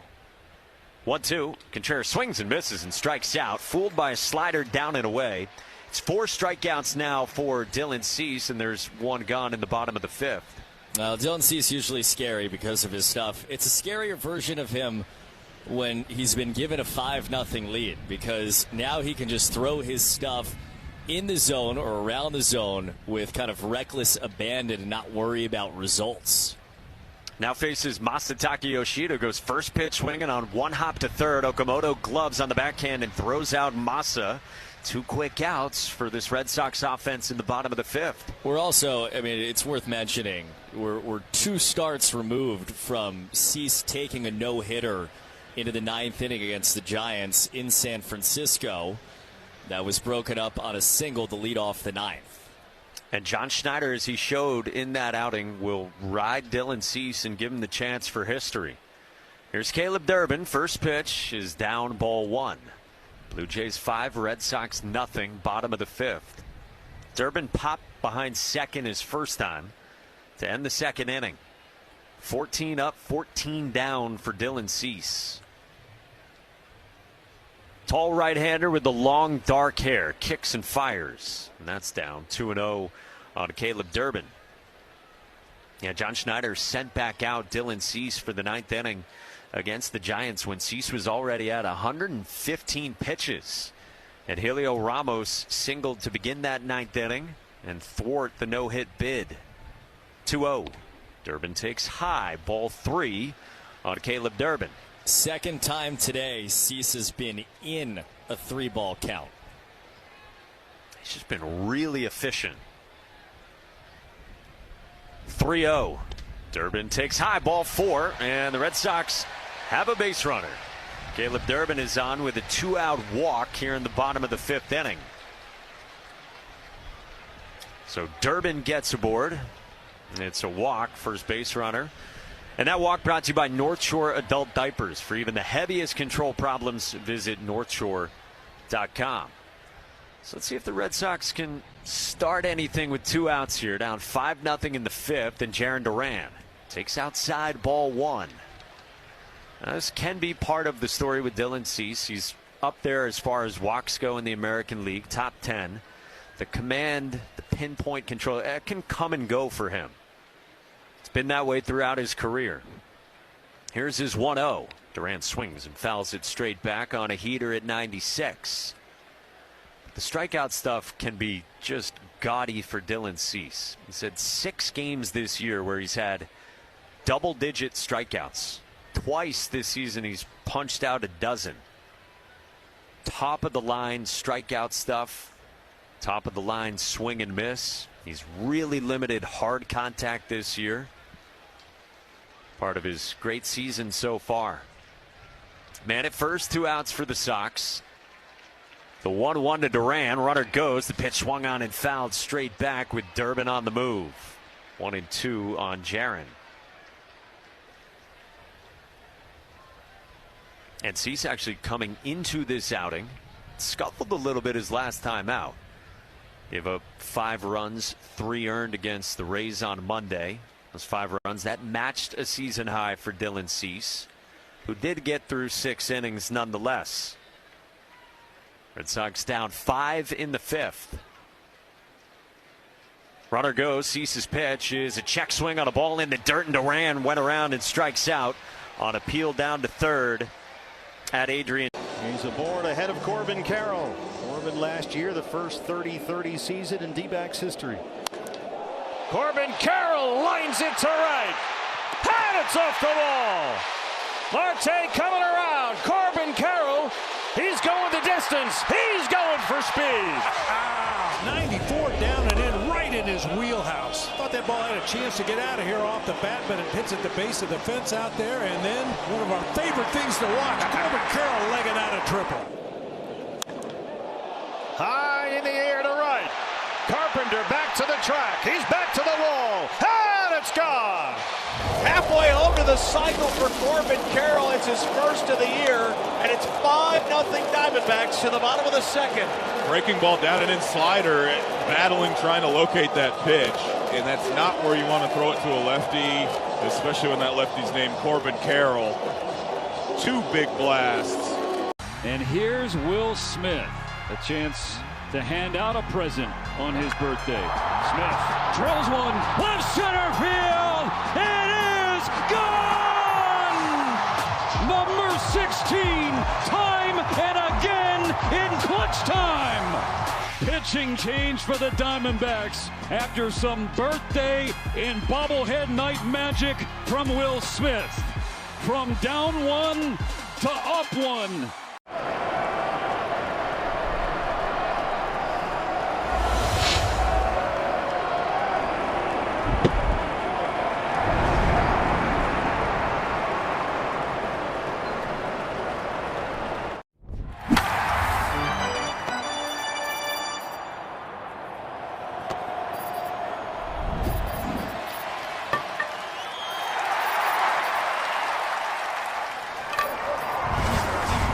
Descriptions of this game may not be disseminated without the express written consent of WEEI and the Boston Red Sox. Red Sox pitching change. Sonny Gray is out. The left-hander Alec Gamboa is on. Pitching change presented by JetBlue. Proud to be the official airline of Boston Sportsbook now at JetBlue.com.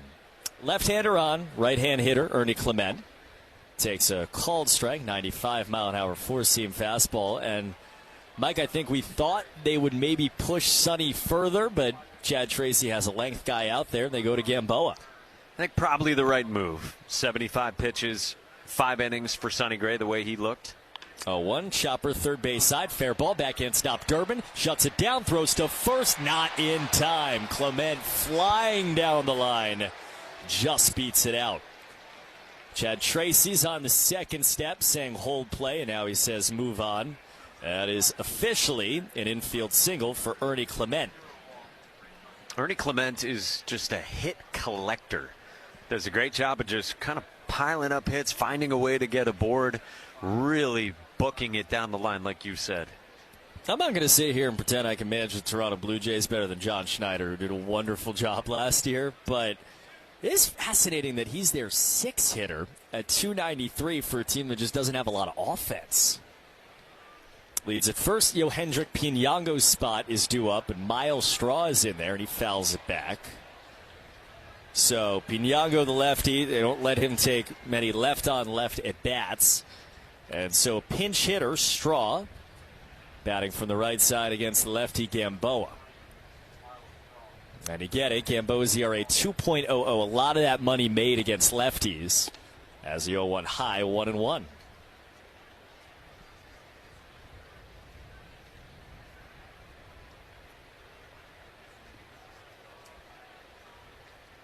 Clement leads at first. Second baseman Siegler shades towards the bag at second. 1 ball, 1 strike. Pitch is on the inside corner. Fastball at 97 from Gamboa. It's 1-2. Alec made his debut with his parents standing tearfully in the stands back in May at Comerica Park in Detroit. Went back down to Worcester for about a month, came back, appeared again in Tampa.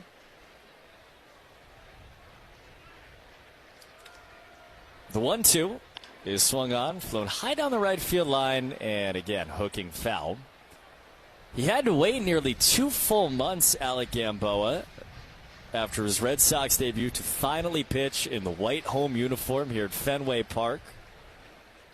But did make his home debut on July the 1st against Washington, and really since that moment has been one of the kind of trust guys to come up here when innings are needed to be filled. His 1-2 is swung on, foul tipped into the mid, held onto by Connor Wong, and there's a first strikeout of the day for Alec Gamboa. He K's Miles Straw. Yeah, well done. 97 again, up the ladder. That's some of the best bolts for Gamboa, who, sticks around. He had come up as the 27th man for that Baltimore doubleheader earlier this week, and he sticks. Eduardo Rivera got optioned. Andres Jimenez now, left-hand hitter, cut and a miss.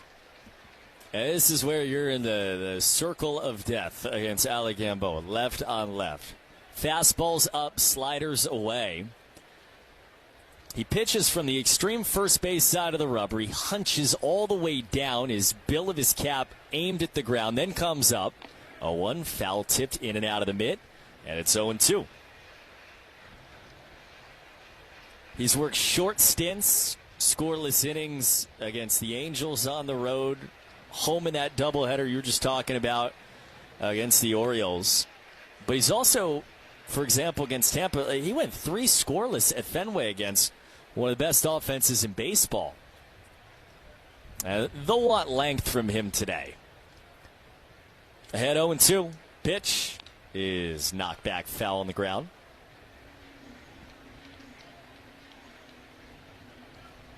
Arbella Insurance Foundation, dedicated to striking out cancer by supporting the Jimmy Fund. For every K from a Sox pitcher during the season, Arbella Insurance Foundation donates $50 to the Jimmy Fund. Here for the Jimmy Fund, here for good.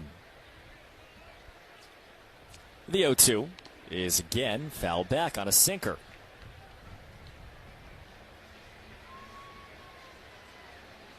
Sixth inning at Fenway. Red Sox trailing 5-0 against the Blue Jays.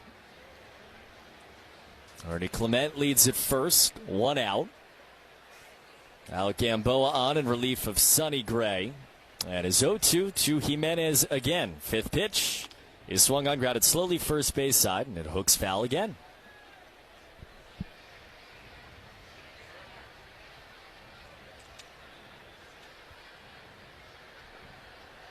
These are the kinds of at-bats that were such a mark of Blue Jays baseball last year. And their run through the American League East to win the division, through the postseason, that series against the Yankees, all the way to 7 games against the Dodgers. 0-2, foul back one more time. A 7th pitch coming to Andres Jimenez. Yeah, they were so fun to watch. I mean, the sports world is, I think, captivated, obviously, by the World Series, but really the way that the whole country had kind of wrapped its arms around the Blue Jays and the brand of baseball that they played all season, and especially in the postseason. 0-2's low and away. It's what's made this year so kind of confounding for Toronto. Yeah, injuries have been a part of it, but in a lot of ways, too, they just haven't performed to the same level. John Schneider's talked about it. Just hasn't been consistent for them this season. 1 ball, 2 strikes. 8th pitch from Alec Gamboa to Jimenez is high. Well, and their blueprint to win the American League last year was a blueprint that, honestly, not many teams have used to get to the World Series in relatively recent years. You know, they were not a team built on home runs, a team built on putting the ball in play, playing defense. 2-2 is low. But then when they got to the postseason, they got power. You know, they got it from Vladimir Guerrero Jr. They got it from Springer. They got it from Bichette when healthy. He couldn't run, but he could hit in the World Series. Addison Barger, who's already shut down for the rest of the year, barely played in any games this year, should have been one of their best power hitters this year. 3-2, runner goes, swing and a miss, throw to second is off the glove. Monasterio skips away, not far. Siegler gets to it. That's a strikeout of Jimenez on a 10-pitch battle. And they're 2 down, now a man in scoring position for Toronto in the 6th inning. Yeah, and so Barger is set for elbow surgery. He's either going to have Tommy John or the internal brace. They'll see how long he's going to be out because of that. But like you said, already shut down. Bo Bichette, of course, he signs with the Mets. Well documented in the offseason. They probably weren't going to be in the same ballpark in terms of offers had the Blue Jays formally made one, so he departs too. Man on second. Pitch, check, swing, and a fastball called up and away. No swing from Brandon Valenzuela. Switch hitting catcher batting right. And then one of the craziest parts is Vlad Guerrero has not hit a home run in Toronto this year. You cannot believe the year he's had. 1-0, foul back. He's had down years in the past, but you go to his baseball savant page, it's still sprayed red. That's not the case this year. He's not hitting the ball in the air with any significant consistency. He's not hitting the ball hard, which he has in his career been a guy that rolls out of bed and crushes baseballs no matter where they go or what plane they're on. Pitch, chop back, foul. I'm excited to see what the trade deadline looks like. Like if they enter the fray and if Kevin Gausman is on the move, someone like that, Kevin Gausman got asked about it earlier this week, and he was really emotional talking about what his time in Toronto's been like over 5 seasons. That's a playoff-tested, strike-throwing, strikeout-collecting arm.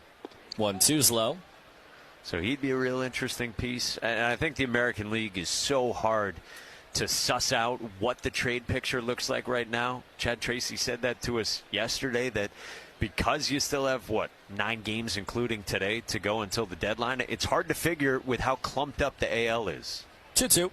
Swing and a pop-up towards us behind the plate.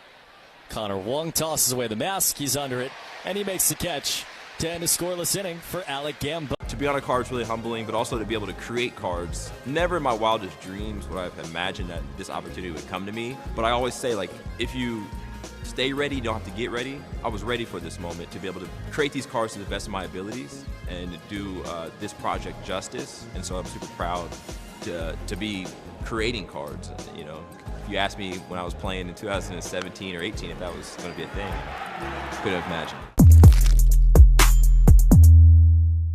Seeing is believing. So how about a glance at some of the funniest bloopers of this week? Really? He takes him off the top of his head. I have never seen that. Seeing is believing. Stare him down. You can't get past this blocker. Now, look if you dare at this fielding affair. He had to stumble. He had a long way to go. But he vacated the baseline. He was going Magic Johnson with the bounce pass. And speaking of strange things. Look at that. Look at his face. But you can never be sure of anything in this strange game of baseball. And this week's best plays are a sight for sore eyes. Armstrong makes the catch. What a stud. Oh, the Gold Glover continues to dazzle. And gutsy players proved that it's not over till it's over. And he slices this to short. Kevin McGonigal has other ideas. Dazzling dose of flair in the field. What a snag. 5-star catch right there. How about that? Do you guys make your own brisket here? Yes, we do. We are known by our brisket. Barbecue brisket sandwich. Quality is better than other places, and it looks good. We're ready to eat. We go to an average 500 briskets per game. We hear a lot from our fans. They want to try something with wrap, easy to eat. So we say, well, let's do like brisket, wrap, and an egg roll. That's beautiful. You get the gold medal for culinary brisketry here in Texas. Yes.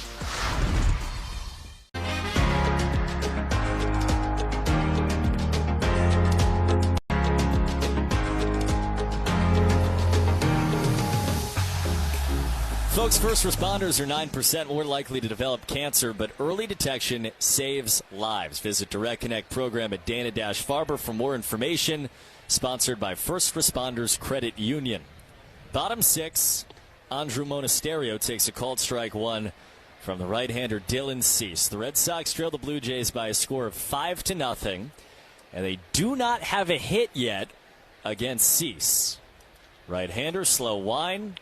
A one swing and a line drive down the left field line. It's fair. It's a hit. It's in the corner. Monasterio hits first, loses the helmet, and runs into second. He shatters the no-hitter with a leadoff double in the 6th inning. A little bit louder, please. The Red Sox do not have a hit yet, were your words. And so they get a walk last inning from Caleb Durbin with 2 outs for their first base runner. And now they get a base hit for Monasterio. A pitch that was inside quite a bit. And he got jammed, but he still had enough on it to get it past Okamoto at third. I thought you did a great job of saying the words perfect game earlier. Yeah. So. After 4 innings, it's never too early to say it when you're on the wrong end of it. And Fenway starts to chance. Cease out of the stretch for the 2nd time. And he delivers a sweeper down the middle to Connor Wong. This is the magic of Fenway right now. It is 5-0. The Red Sox had 1 base runner before that swing. And now you feel the buzz. And so often it's pressed on guys. A 1 cut and miss, 0-2.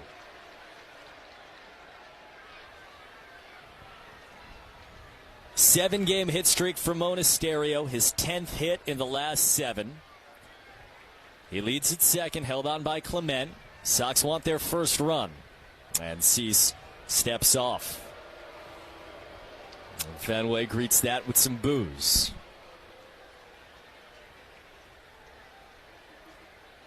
No balls, 2 strikes. 9-hitter in the box. The 0-2 from Dylan Cease to Connor Wong is grounded left side. Shortstop Jimenez in the hole, up with it, throws across the diamond in time. Check the runner back. Monasterio stays at second, and there's 1 away in the 6th inning. All right, now you go 3rd time through the lineup. Cease hasn't had his numbers taper off really that much when he goes 3rd time through, but you get another look at him, and guys have been swinging good bats, and Siegler and Rafaela. Can they get something going here? Man on second, Siegler from the left side. First pitch, swing and a miss. That's the 2nd time, 2 straight at bats where Siegler has taken a hack on that first pitch from Cease. is not quite the approach that Chad Tracy outlined for us pregame. The 0-1. Swing and a miss. Weak wave. Back foot slider 0-2. The hope was, and the Red Sox had done this with limited success against Cease so far this year, was can you get deep into counts? Can you get to a point where after 5 or 6 innings that pitch count's sitting at 80 or 90? This is the 68th pitch in the 6th inning. And it's an 0-2 to Anthony Siegler. Check swing. Did he go? Yep. He went around. 3 straight sliders, 3 straight swings, 2 down.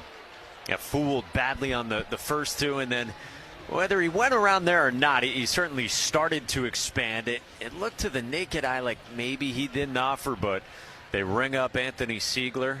Yeah, I'd say he went around. It was probably enough that he offered at it, and Cease leaning on that slider. But yeah, the Red Sox had intended to kind of go with their identity of seeing more pitches. Man on second, 2 down, Cedon Rafaela. He swings, and it's a fly ball to center. Varsho went back. Now he charges in second baseman out, and Clement puts it away and shallow. Into left center field. A diving catch! My word! Brian Reynolds! One of his best catches ever! And Teray able to fetch it. What a jump Teray got. Lucas back on the warning track. Leaps at the fence, and he got it! Nathan Lucas with a leaping grab. Hot shot picked by Machado, flips it to second, out at second base. Nice play. The backhand in the glove on the back. Out to left center, but it is caught out there by Osuna. A terrific play by Alejandro Osuna in left. Towards the line, Dubon at the line, a leap into the air, up against the sidewall, and he's got it. Knew exactly where he was on the field. There's a line drive to the left field. Coming on, slides and he makes the catch. Outstanding left fielder. He's won 4 Gold Gloves. McMahon grabs, pivot, throws on the money, got him. Nice play by Ryan McMahon. Tip of the cap, and now here we go. He gets Larry Walker, and here he is. He's going to face him right-handed. Why not? He looks like a catcher hitting. And now he's back to the left side.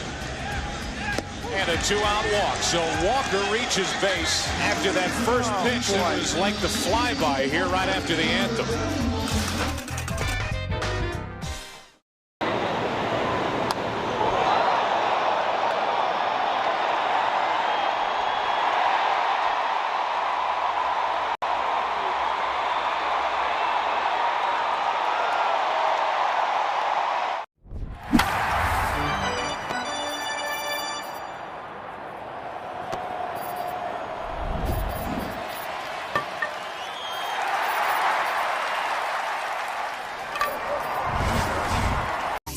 Facing Nathan Lucas. First pitch flown foul down the left field line. 5-0 the Red Sox trail as we play in the 7th inning at Fenway Park. Sonny Gray gave up all 5 of those runs in the 3rd inning. He allowed 9 of the 11 Blue Jay hits, most he's ever given up in his Red Sox career. As the 0-1 is down the middle of strike 0-2. Sonny gave the Red Sox 5 innings, and Gamboa, after a scoreless 6, starts the 7th, and the hope probably is, get you this inning or at least one more. 0-2 is cut on a miss on the slider running away from the left-hand hitter. Lucas made a late decision to swing, and there's one down in the 7th. Gamboa needs to supply some length here, like you said, but also just a nice pocket for him to come in. 3 of the last 4 had been lefties, plus a switch hitter in there. And as you said, that's an uncomfortable at bat for left-handed hitters. Now faces Vladimir Guerrero Jr., right-hand hitter. And gets a tapper back foul. The day on the other side has been about Dylan Cease. He took a no-hitter into the 6th inning before Andrew Monasterio continues to hit. Right and left-handers doubled. And nothing more in that 6th inning. The 0-1. Fastball right down the middle of strike. That's 0-2. Still only one no-hitter in Blue Jays history, Dave Stieb. There have been some good attempts, like you said. Cease into the 9th earlier this month against the Giants. The 0-2. Swinging a knockback foul off of Connor Wong. It's crazy for all the great pitchers the Blue Jays have had. Even recent memory, Gausman, guys like that. There's one no-hitter in the history of that great franchise. Roy Halladay had a close call during his time with the Blue Jays back in the late 90s, in particular his best bid. 0-2's inside. Stay tuned after the game. Nissan post-game show. You deserve a car that thrills you. Nissan's got an exciting full line that'll put goosebumps on your goosebumps. Experience the thrill for yourself. Shop your local Nissan store, nissanusa.com today. Pitch outside.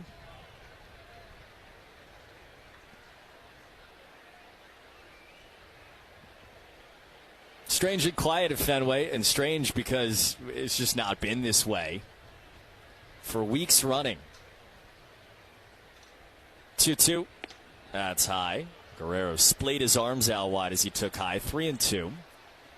Yeah, it's hard to know how to react. And also, it was the first time that the Red Sox had gone through 5 innings this year without a hit. Uncharacteristically dry offense. Payoff. Swing and a slicing foul ball down the right field line, out of play.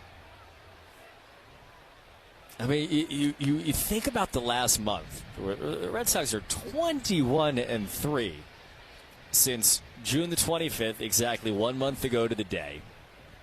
And outside of one game against the Nationals, and then game 2 against the Orioles in the doubleheader, 3-2. That's outside. Guerrero walks with 1 out in the 7th inning. Sox trailing 5-0.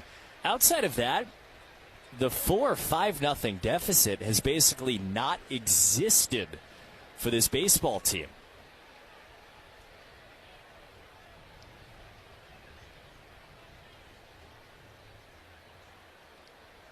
Man on man down. Kazuma Okamoto, big right hand hitting third baseman. Pitch, swinging a ground ball, should be 2. Durbin picks it up at third, goes to second. 1, double clutch, but a throw to first is in time from Siegler to end the inning. I was so inspired by what you were making that I want to do my own all-star ballpark bite, but I'm thinking we take some of that brisket that you make, and I'm going to do like a little slider.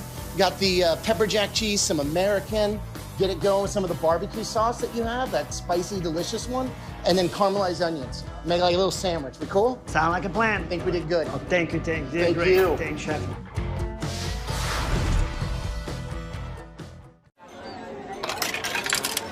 Time for the great mascot race.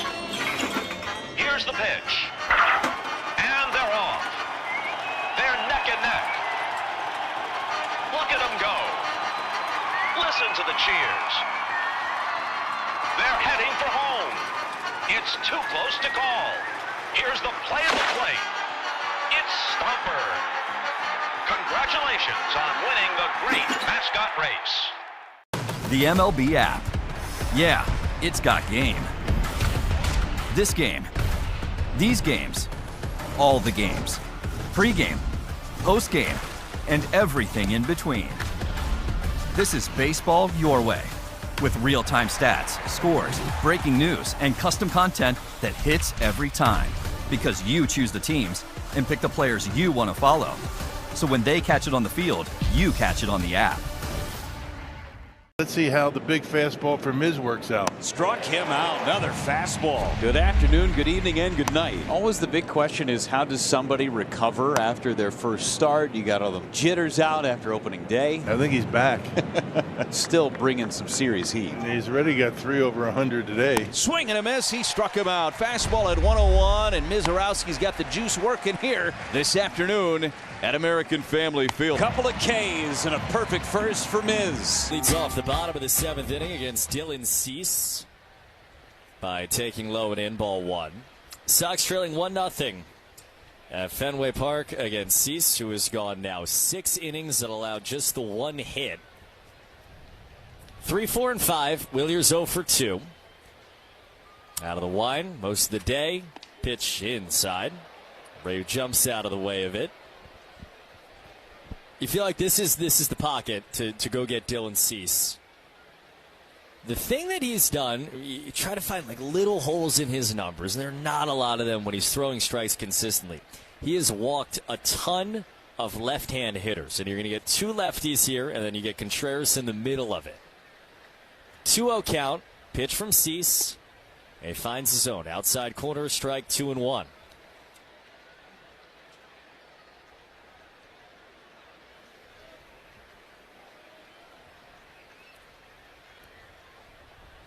Cease shook off twice. He wants this. A 2-1 pitch.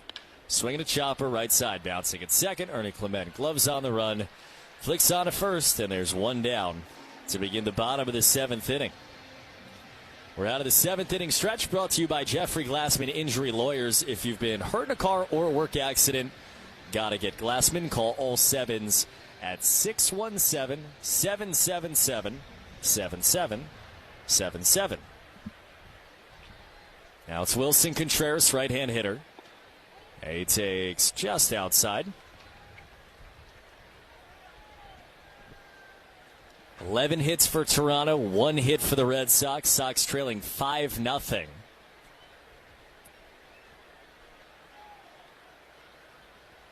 One-0, and a curveball, and a strike. Check of the score brought to you by VetGR for Pets, official emergency veterinarian group of the Red Sox radio network.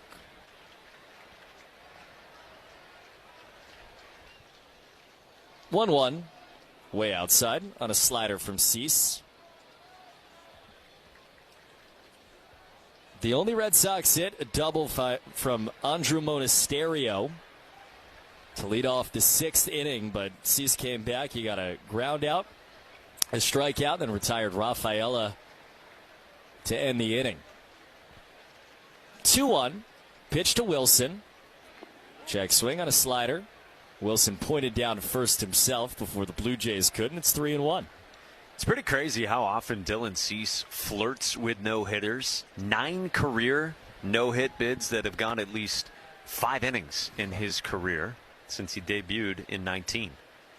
3-1 fastball is low and away, ball 4. Wilson Contreras is the 3rd Red Sox base runner on the 2nd walk from Dylan Cease. And Cease threw a no-hitter in 2024 with the Padres against the Nationals. Padres have been yearning for another no-hitter in franchise history. It was only their 2nd. Man on, Masataka Yoshida. 1 out, Sox down 5-0. Pitch, swinging a high fly ball down the right field line. Nathan Lucas running into the corner. He makes the catch. He is, Cease is one of the more likely no-hitter candidates on like an average day basis than just about anybody else in baseball. Just because of the quality of his stuff. He might not be perfect and he'll still get outs. He's probably one of the least likely perfect game candidates just because he walks so many guys consistently. He's been in control today. That's Caleb Durbin, right-hand hitter. He takes a fastball right down the pipe. A strike. It's 0-1.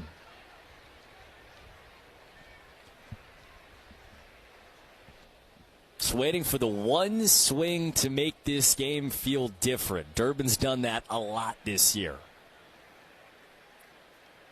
The 0-1 runner goes. Pitches outside. The throw to second is in time. Wilson Contreras tried to steal a base. And gets thrown out by Valenzuela. Contreras takes his helmet off and throws it 70 feet towards the dugout. I believe this one's it's a rookie card, I know, but I feel like it's the first card that I ever, like big league card. Obviously as a kid trying to get to the big leagues, the dream of making it, but as a kid that had cards, right, as a kid, this is like seeing your card the first time is pretty cool. So that's pretty powerful when you see that card.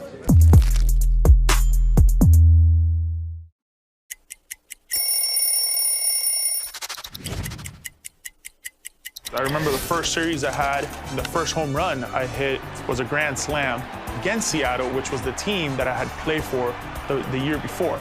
As we know, Cleveland can get a little cold, so I would wear the dark blue long sleeves. And for some reason, this jersey, I always liked my jersey a little longer. The reasons for it, for a little padding, so when I would slide, I wouldn't get all patched up and roughed up. While we're still in Philly for the All-Star Game, let's take a look around Citizens Bank Park. Home of the Philadelphia Phillies, the bank opened its doors in 2004. Just beyond center field, Ashburn Alley serves as a history lesson for baseball in Philadelphia. There's also games for kids.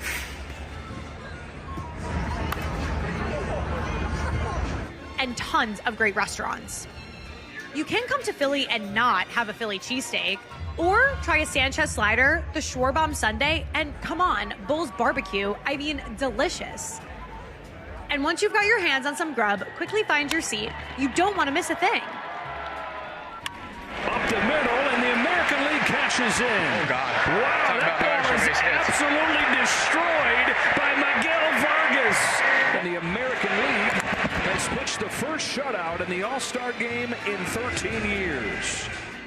It's been a treat, Philly. See you next time.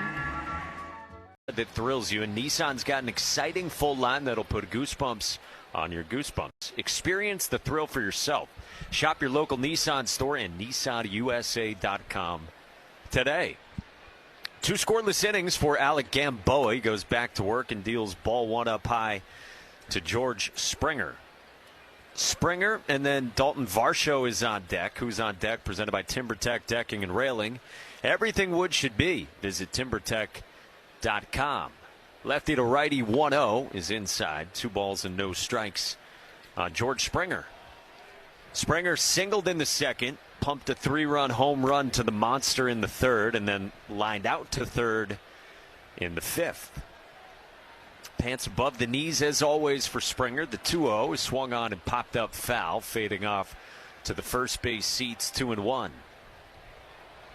If you're just joining us, maybe you're driving around on your Saturday night, Sonny Gray was the starter in this one for the Red Sox and had an atypical day for him. 5 innings, 10 hits, 5 runs, all earned. 2-1. Springer cuts and misses. Heater up. 2 balls and 2 strikes. It was a big 3rd inning. That's where Toronto got all 5 runs. 6 straight hits at one point after Sonny Gray had retired the first 2 that he faced. Gamboa out of the stretch, 2-2. Swinging a weak roller at short. Monasterio charges. He collects. He shuffles and throws. And there's 1 away with Springer set down to begin the top of the 8th inning. And so that 3rd inning, that's the main moment of the game, brought to you by visitmaine.com. Baseball in Boston today, Maine adventures tomorrow. Discover beaches, mountains, and small town escapes at visitmaine.com. Dalton Varsho bats. He's in the left-hand box, so left on left. 2 for 3. First pitch. Outside ball 1, and for the first time, we almost got a challenge. Dalton Varsho decided against it. I was going to say, we've had a game where we have not had an ABS challenge, and we're in the 8th inning. Looked like Varsho was going to the helmet. Gamboa kicks and deals. Varsho swings, lines it to center. Rafaela starts back into his right, and he makes the catch chest high. 2 quick outs for Alec Gamboa here in the 8th inning. He keeps making a case to throw more innings for the Red Sox out of the bullpen. This is a hard kind of part of the team to crack. Obviously, you have your leverage guys, but stuff-wise, and with his deception and the way that he can get left and right-handers out, I'd like to see more of him. Now he faces Ernie Clement. First pitch swinging line drive left field, right on cue. Single into left for Clement, his 3rd hit of the game, and a 2-out knock for the Blue Jays, up 5-0 in the 8th inning. I'm done talking. Yeah, please sit this one out. No, but I'm with you. Gamboa has fared well. He's lowered his ERA in a small sample size in the big leagues to 1.54. Chewing up some length here for the Red Sox, who don't have anybody up in the bullpen. The bullpen report is brought to you by Interlock Metal Roofing. Visit interlockroofing.com and never re-roof again. Now Miles Straw, first pitch swinging. He serves one in the air to right. Abreu backs up, sun shining. He makes the two-hand catch with the shades on. It's a 5-man umpiring crew here today, and this young superstar is in the stands. And did their feet get tangled up? Yes, so Hoppy tripped, or he might have caught that ball. There's a fastball. There's a flying bat. It's a high card. And that ball is off the ladder. It's actually off the ladder. You never see that. Haggerty is on with an infield hit. A little tumble behind the mound. Hat fell off. That was awesome. I mean, you just don't see that.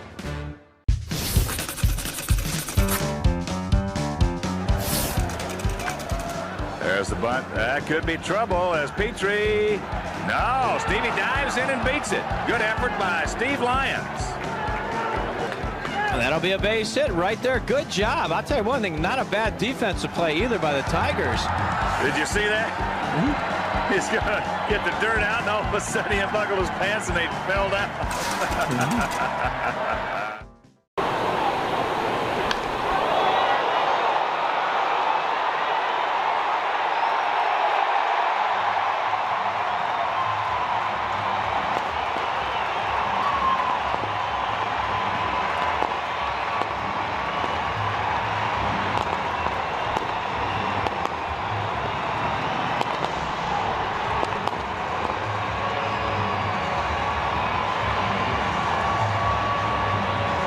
The bubblegum blowing contest. It was fun. It was at a time when Topps included bubblegum in their baseball cards, and that was the gum we used. These are all my baseball cards. The Topps one is right there. It's developed into somewhat of a big nostalgic thing, and there are a lot of people that, you know, that's one of their favorite baseball cards. It's kind of crazy.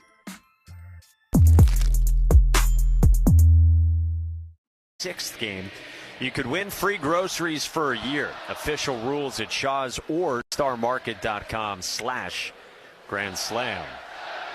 Bottom 8 at Fenway. Red Sox down 5-0 to Toronto. Caleb Durbin stands in and takes strike one, inner edge from Dylan Cease, who's at 82 pitches now and into the 8th inning. He's walked 2. He's allowed just 1 hit in this game, and Andrew Monasterio double in the 6th.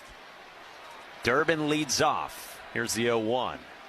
Check swing, and that's called a strike anyway on the slider. Cease has been pounding the zone, and it's 0-2. Starting pitcher in the American League All-Star game is, well, looked like it here today. Red Sox have been held in check. Cease with a blue glove resting at the waist. Turns, kicks, and deals. Durbin swings and misses and strikes out on 97. And there's one away in the bottom of the 8th inning. That's an at-bat. Tells you everything you need to know about the day. I mean, Caleb Durbin with 2 strikes has been one of the most impossible hitters in baseball to get to swing and miss. It is his 3rd time seeing Cease. It is the 84th pitch of Cease's day, and he just got beat. So now Jarren Duran, 1 out, bases empty. First pitch, Duran swings and sprays one foul over the third base dugout. Yeah, 5-0 Toronto. Box score brought to you by the Mass State Lottery and Keno. It's a vibe and a home run. Duran 0 for 2 with a fly out and a strikeout so far against Cease, who's 0-1, is up high. Dylan Cease is an eccentric personality. He's a free spirit. Wears 84 on the back of his gray jersey, which is a nod to yoga. He's big into yoga, apparently. The 1-1. Durant swings and fouls it straight back. I guess in a certain type of yoga, Hatha yoga, there's 84 different poses, postures, and so Dylan Cease wears 84 for that reason. Fenway stirs right now. You might hear that in the background. That's because we've reached the part of the program where the fans, some of them, elect to take their shirts off, wave them around, helicoptering around their heads, and bring this place to some life in the bottom of the 8th inning. Durant checks his swing and is rung out by the home plate umpire. He strikes out, and it's back-to-back Ks for Cease. Jarren pleading his case, and Paul Clemens, the home plate umpire, steps forward, is trying to communicate. And so what do we got here? A challenge from Jarren Duran, and it is called a strike. So Duran strikes out. He had challenged it, couldn't hear the word from Paul Clemens, and Jarren sees that it is confirmed a strike and is indeed rung up. A check swing too by Paul Clemens. Challenge brought to you by Dana-Farber. Challenge is cancer. We hit it out of the park. I mean, you just illustrate what's going on here. I mean, how many times have we seen Monasterio takes a first pitch strike in these last few weeks where this gets going late in the game, and again Fenway just eats the opposing pitcher alive? Trying to stir up anything here against Dylan Cease. Red Sox down 5-0, bottom of the 8th. 2 outs, bases empty, 0-1. Monasterio takes up and away. There's 36,902 here. Today's game attendance brought to you by Crispy Crunchy Chicken, the official fried chicken of the Boston Red Sox, available right here in the ballpark. Cease deals. Monasterio takes outside, 2-1. Clockwork. Sweet Caroline these last few weeks. Shirts off and then say hello to the Yankees. That is the trifecta here recently. Subdued now after the swirling shirts. 2-1. Monasterio takes a strike on 96. 2-2. So 2 strikeouts here, bottom of the 8th inning. 92 pitches for Dylan Cease, and he might do a rarity in this day and age if he can get through this quickly and return for the 9th. 2-2. Monasterio swings and cues it foul off the end of his bat right at home plate. The only hit in this game for the Red Sox, as we said, belongs to Andrew Monasterio.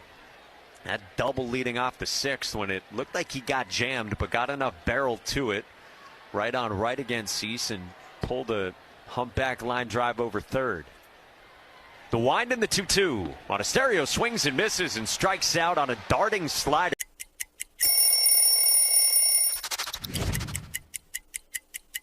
Here we go.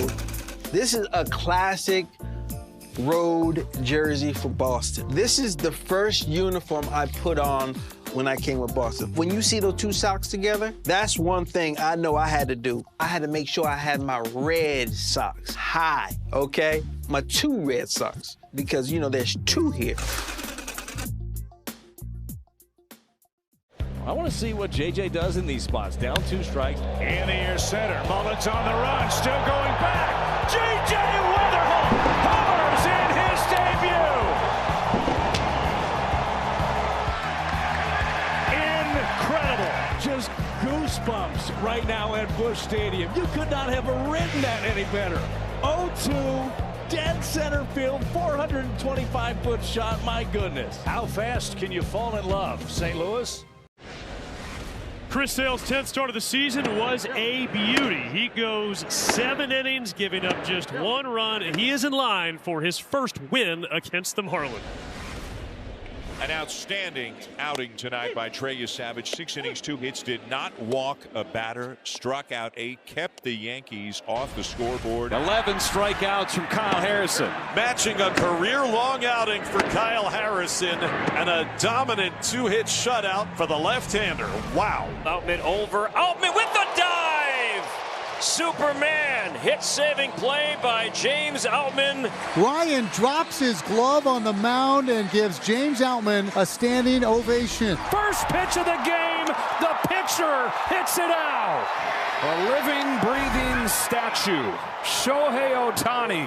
You just don't dare take your eyes off of him. It's a walking history book. It's ridiculous what he does. It's pasta and Starkist chunk white tuna and cool treats like Haagen-Dazs cups. To the 9th inning at Fenway, Blue Jays 5, Red Sox nothing. Andres Jimenez takes strike 1 from Alec Gamboa. 40-plus pitches deep into now his 4th inning of relief. Scoreless work after he came on for Sonny Gray in the 6th. Jimenez 1 for 3, the 0-1. He swings and pokes one foul off toward the third base seats. 0-2. And the Red Sox just unable to solve Dylan Cease today. Cease, another master class Cease at 90-plus pitches. He's at 94 through 8 innings. Some milling about in Toronto's bullpen, but nobody throwing. Pitch that Jimenez is outside. It's 1-2. We told you John Schneider has said before that he likes the idea of extending Cease, letting him try to go.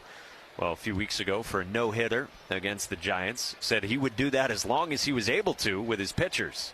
1-2 is swung on and rolled past the mound. Near second, Monasterio from short. Bare hands, throws to first, not in time. Jimenez beats it out on what would have been a spectacular play from Andrew Monasterio, and the Red Sox will not challenge. Chad Tracy was asked about giving Monasterio the start today. And you know, the at-bats are one thing. He's been great. You know, he's been good against lefties. He's been good lately against righties. But also, he's thought, and certainly the eyes back this up, he's played a terrific shortstop over the last 2 weeks.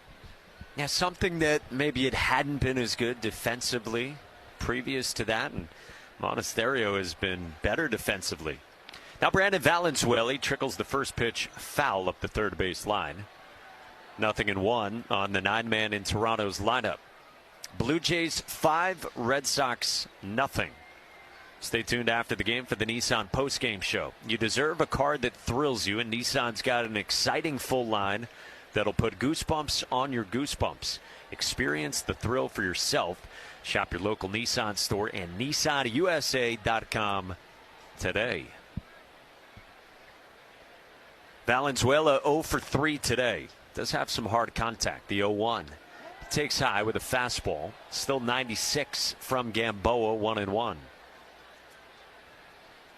It's just a hit for the Red Sox and then a couple walks. Durbin in the 5th was their first base runner. Wilson Contreras walked in the 7th, but then he got caught stealing. 1-1 is in for a strike with a fastball, 1-2.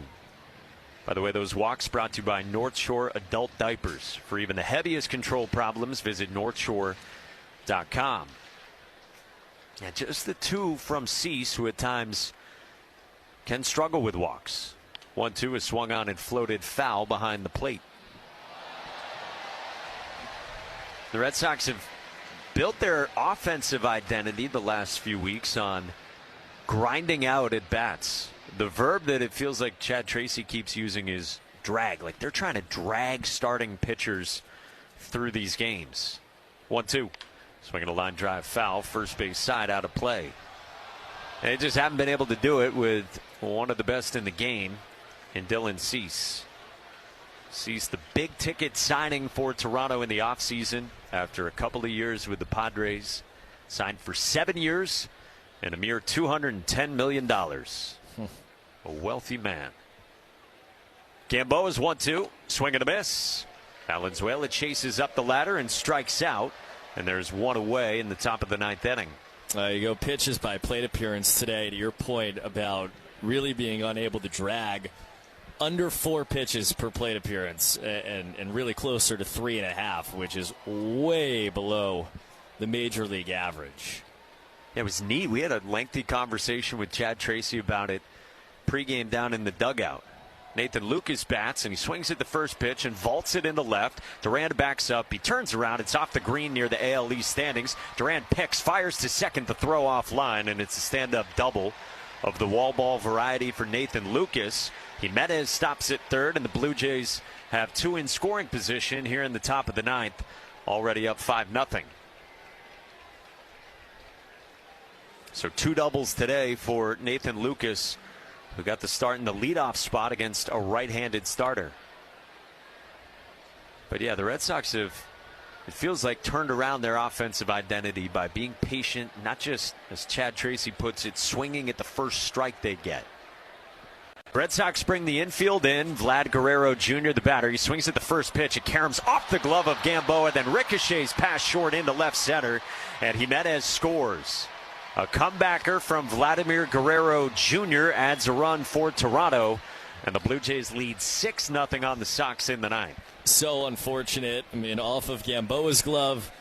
As you said, ricocheted off of Monasterio, who dove to his left. You could see Monasterio realized what was about to happen before everybody else did and just threw himself at the baseball. but couldn't get in front of it. This is a hard spot for Gamboa. This is the most pitches he's thrown in a major league outing. And they're just going to run him out there and ask him to close this game kind of no matter what happens, even though he's in a pretty unfamiliar situation. He now faces Kaz Okamoto in the 3 spot, and the first pitch is a fastball for strike 1. Yeah, this is after the Red Sox were aggressive deploying their bullpen yesterday. First game after the off day to start the weekend series. Patrick Sandoval still on his way back, so the Red Sox went to the bullpen in the 5th inning and ended up getting the win. The 0-1. Okamoto cuts through a high fastball, 0-2. And so this will serve as a reset, thanks to Alec Gamboa. Sox down 6-0, top of the 9th. Runners at the corners for the Jays. Gamboa sets near the waist. The 0-2 inside.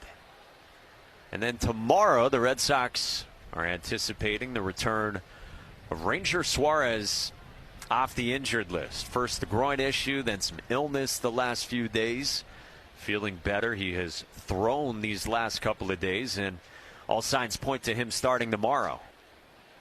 1-2. Swing and a miss, strike 3. Okamoto chases a slider down. 5 strikeouts for Gamboa in 3 2/3, and there's 2 down in the 9th. There just haven't been a lot of games like this where the Red Sox have been down, most of the day, and you can kind of feel like you can see a result coming. But in these games, Chad Tracy's done a really nice job of basically not making 2 problems at once. There are games in a season you're going to lose or be in situations like this where it's hard to win. But you don't want, in a game like this, to put yourself in a position where it's harder to win tomorrow. And I think Alec Gamboa has certainly helped that case. Here's George Springer. He swings at the first pitch, pops it foul, first base seats. Unenviable task to come in and have to chew up length.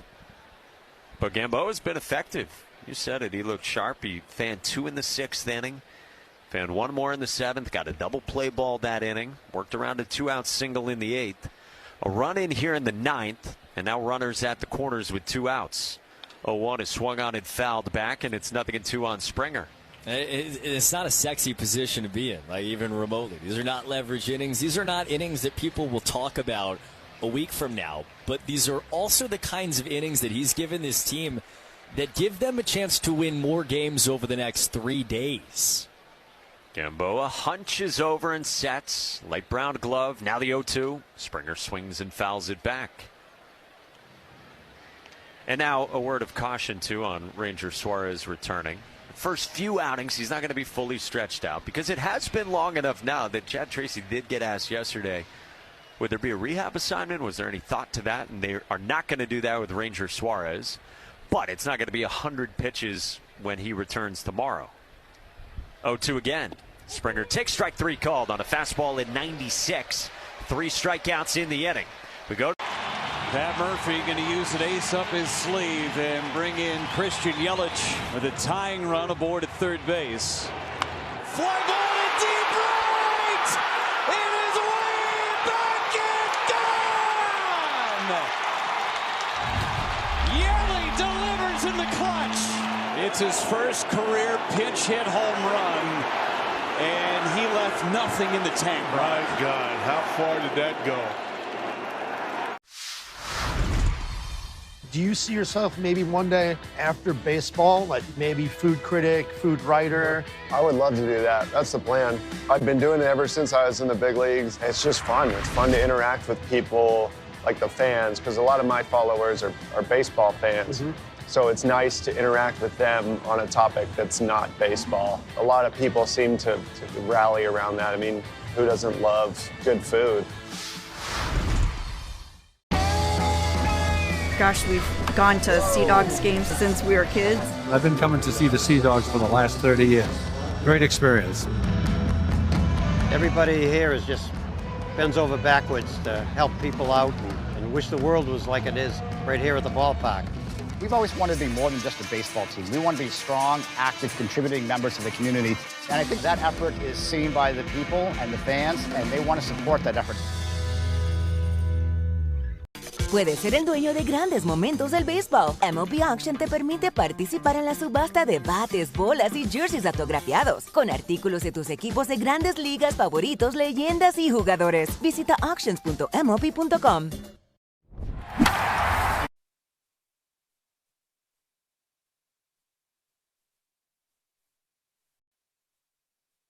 .26 in baseball, but Dylan Cease is going for a complete game as he returns for the bottom of the ninth inning. The Red Sox only have one hit against him and trail 6-0.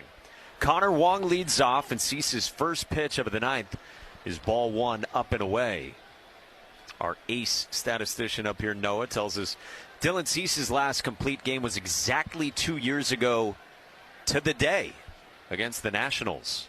The 1-0 is in for a strike. It's 1-1. That was the no-hitter for Dylan Cease when he was with the Padres. Cease with 3 complete games in his career. One of those, though, of the 7-inning variety. 1-1's cut on and missed. Wong comes up empty on the curve, and it's 1-2.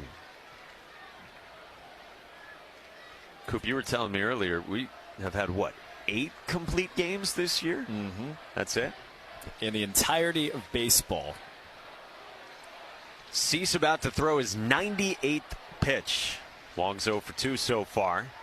The 1-2 to him is outside. 2 balls and 2 strikes. Yoshinobu Yamamoto, the most recent of those, 6 days ago against the Yankees in the Bronx.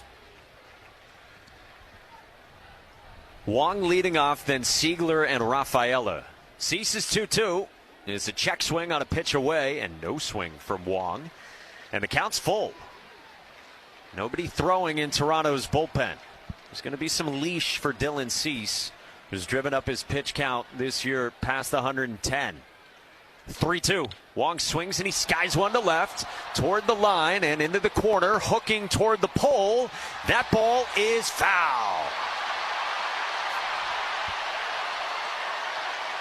Wong is in a jog around first. The signal at third was foul ball from Adrian Johnson, the crew chief. Wong is looking back into the Red Sox dugout, and Chad Tracy is pondering this. And Chad Tracy is asking for a crew chief review here.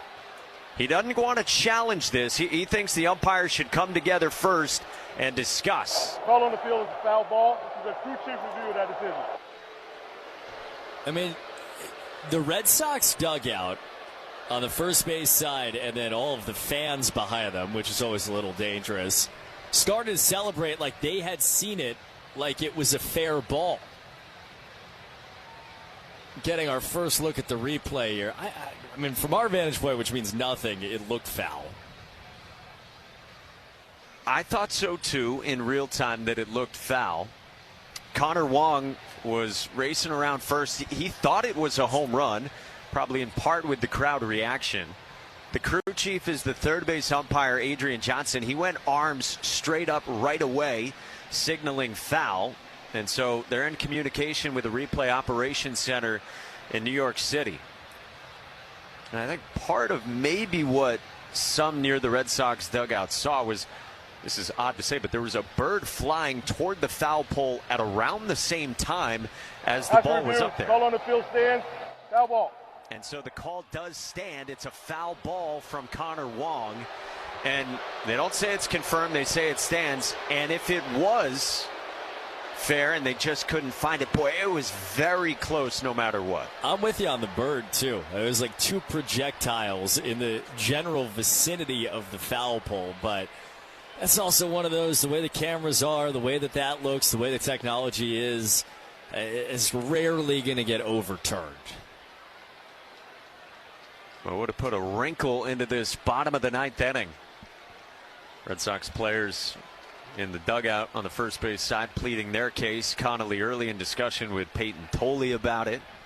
And Connor Wong heads back into the right-hand box, ready for another 3-2 pitch. Cease kicks and fires. Wong swings and misses and strikes out on a slider. And that's out number 1 in the bottom of the ninth inning. And Connor Wong looks longingly down the third base line at the left field pole above the monster and at Adrian Johnson, the third base umpire. Yeah, Connor Wong, who, by the way, never gives any on-field emotion towards umpires or anything. He's one of the quietest guys in the clubhouse, took that extra beat to look at Adrian Johnson. Back to the top, Anthony Siegler takes strike one with a first pitch changeup. Red Sox down to their last 2 outs. They've been 1 hit by Dylan Cease. They trail 6-0. Yeah, Connor Wong, if you're lip reading, said something to the effect of, "That's bad," at Adrian Johnson. 0-1 is swung on and tipped foul behind the plate, and it's 0-2 on Siegler, who's 0 for 3.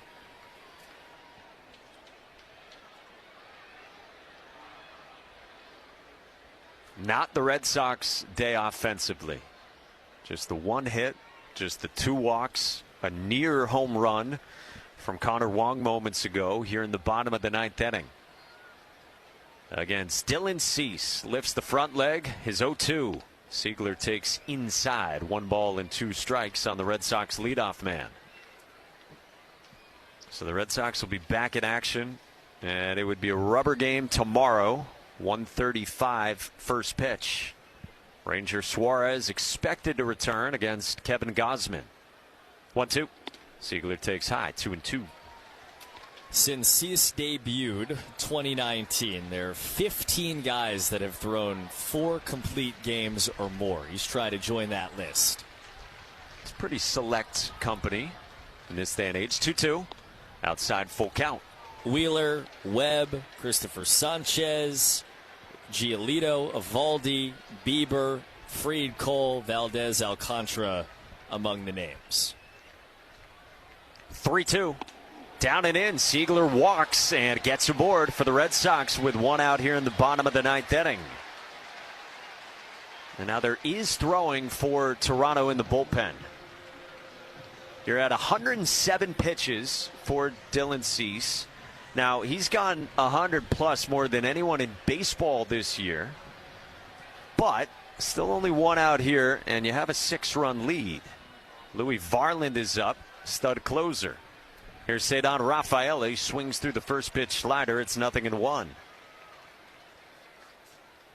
So a double and 3 walks now for the Red Sox offense.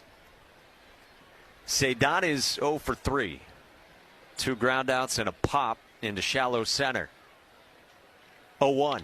Rafaela swings and fouls it back on another slider, and it's 0-2.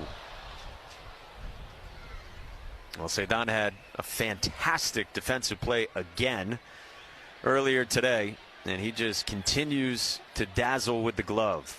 On a line drive into center, back in the second. He dove and made a catch coming in, and then doubled off George Springer. 1 out, 1 on. Dylan Cease with a long hold in the 0-2. Bounced in, smothered by Valenzuela, the catcher. And it's 1-2 on Rafaela. How many games do you see, by the way, where there are 3 combined ABS challenges remaining in the bottom of the 9th, too? Never. Cease a belt high set. Man at first. Lengthy hold in the 1-2. Rafaela takes up high with a fastball at 99 from Cease. 2-2. I just can't get over looking at the board at 111 pitches from Dylan Cease, who's now thrown 110+ 4 times this year. It's a marvel. 2-2. Rafaela takes outside, and we'll get a challenge here from the catcher. Valenzuela wants an ABS challenge. It might have clipped the outside edge. Let's see. They show it on the video board, and it is a strike, and Rafaela strikes out looking. So 11 strikeouts for Dylan Cease, and the Red Sox are down to their final out. The 118 you were talking about in San Francisco, the most anybody's thrown in a game this year. And 112 and counting right now for Dylan Cease. It's up to Wilyer Abreu for the Red Sox, down 6-0 in the bottom of the 9th. Wilyer 0 for 3 today. First pitch. He takes up and in, ball 1. Again, this would be one of the great outings of Cease's career. He's thrown a no-hitter. He's had that no-hitter into the 9th inning this year. And 8 2/3 of 1-hit ball here at Fenway today. 1-0. Swinging a looper foul over the third base Toronto dugout. 1-1 on Wilyer. This is who the Blue Jays signed Dylan Cease to be. Former superstar prospect out of high school, a Cubs draft pick who went to the White Sox, has bounced around these last few years from San Diego to now Toronto. The 1-1. Willier swings and tips it foul, hung on to by Valenzuela. 1-2, and the Red Sox down to their final strike. Blue Jays fans at Fenway rise up on the third base side, decked in royal blue.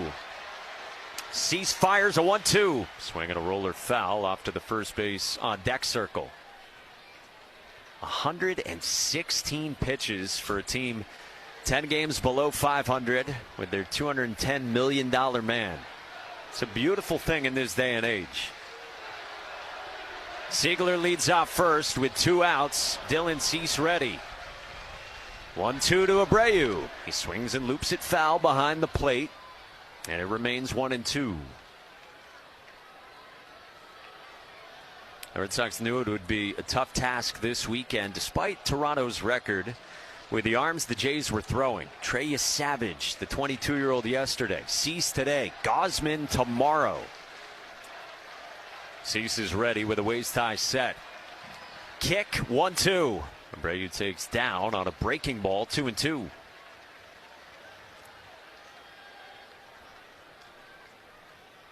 And on a gorgeous day at Fenway, just past 6:30 here in the city of Boston, completely blue skies, but a day where Fenway has been subdued because of Dylan Cease. The star right-hander's 2-2. Abreu swings and he tips it foul right to the backstop. Still 2-2. 119 pitches, most in baseball this year. You can see a grimace on the face of Jays manager John Schneider and a tilt of the head indicating, all right, we got to wrap this up if you're Dylan Cease. This will be 120. The pitch is strike 3 called, and Willier's going to challenge this. It was toward the top of the zone, called a strike, and did that clip the zone from Cease. He looks up at the video board in right center field, and that is strike 3 called, and that does it. Cease raises his arms to the sky. It's an ABS challenge to finish a complete game, 1-hit shutout for Dylan Cease at Fenway Park. He tucks the baseball into his back right pocket of his pants. Cooper, he was fabulous today as Toronto wins it 6-0.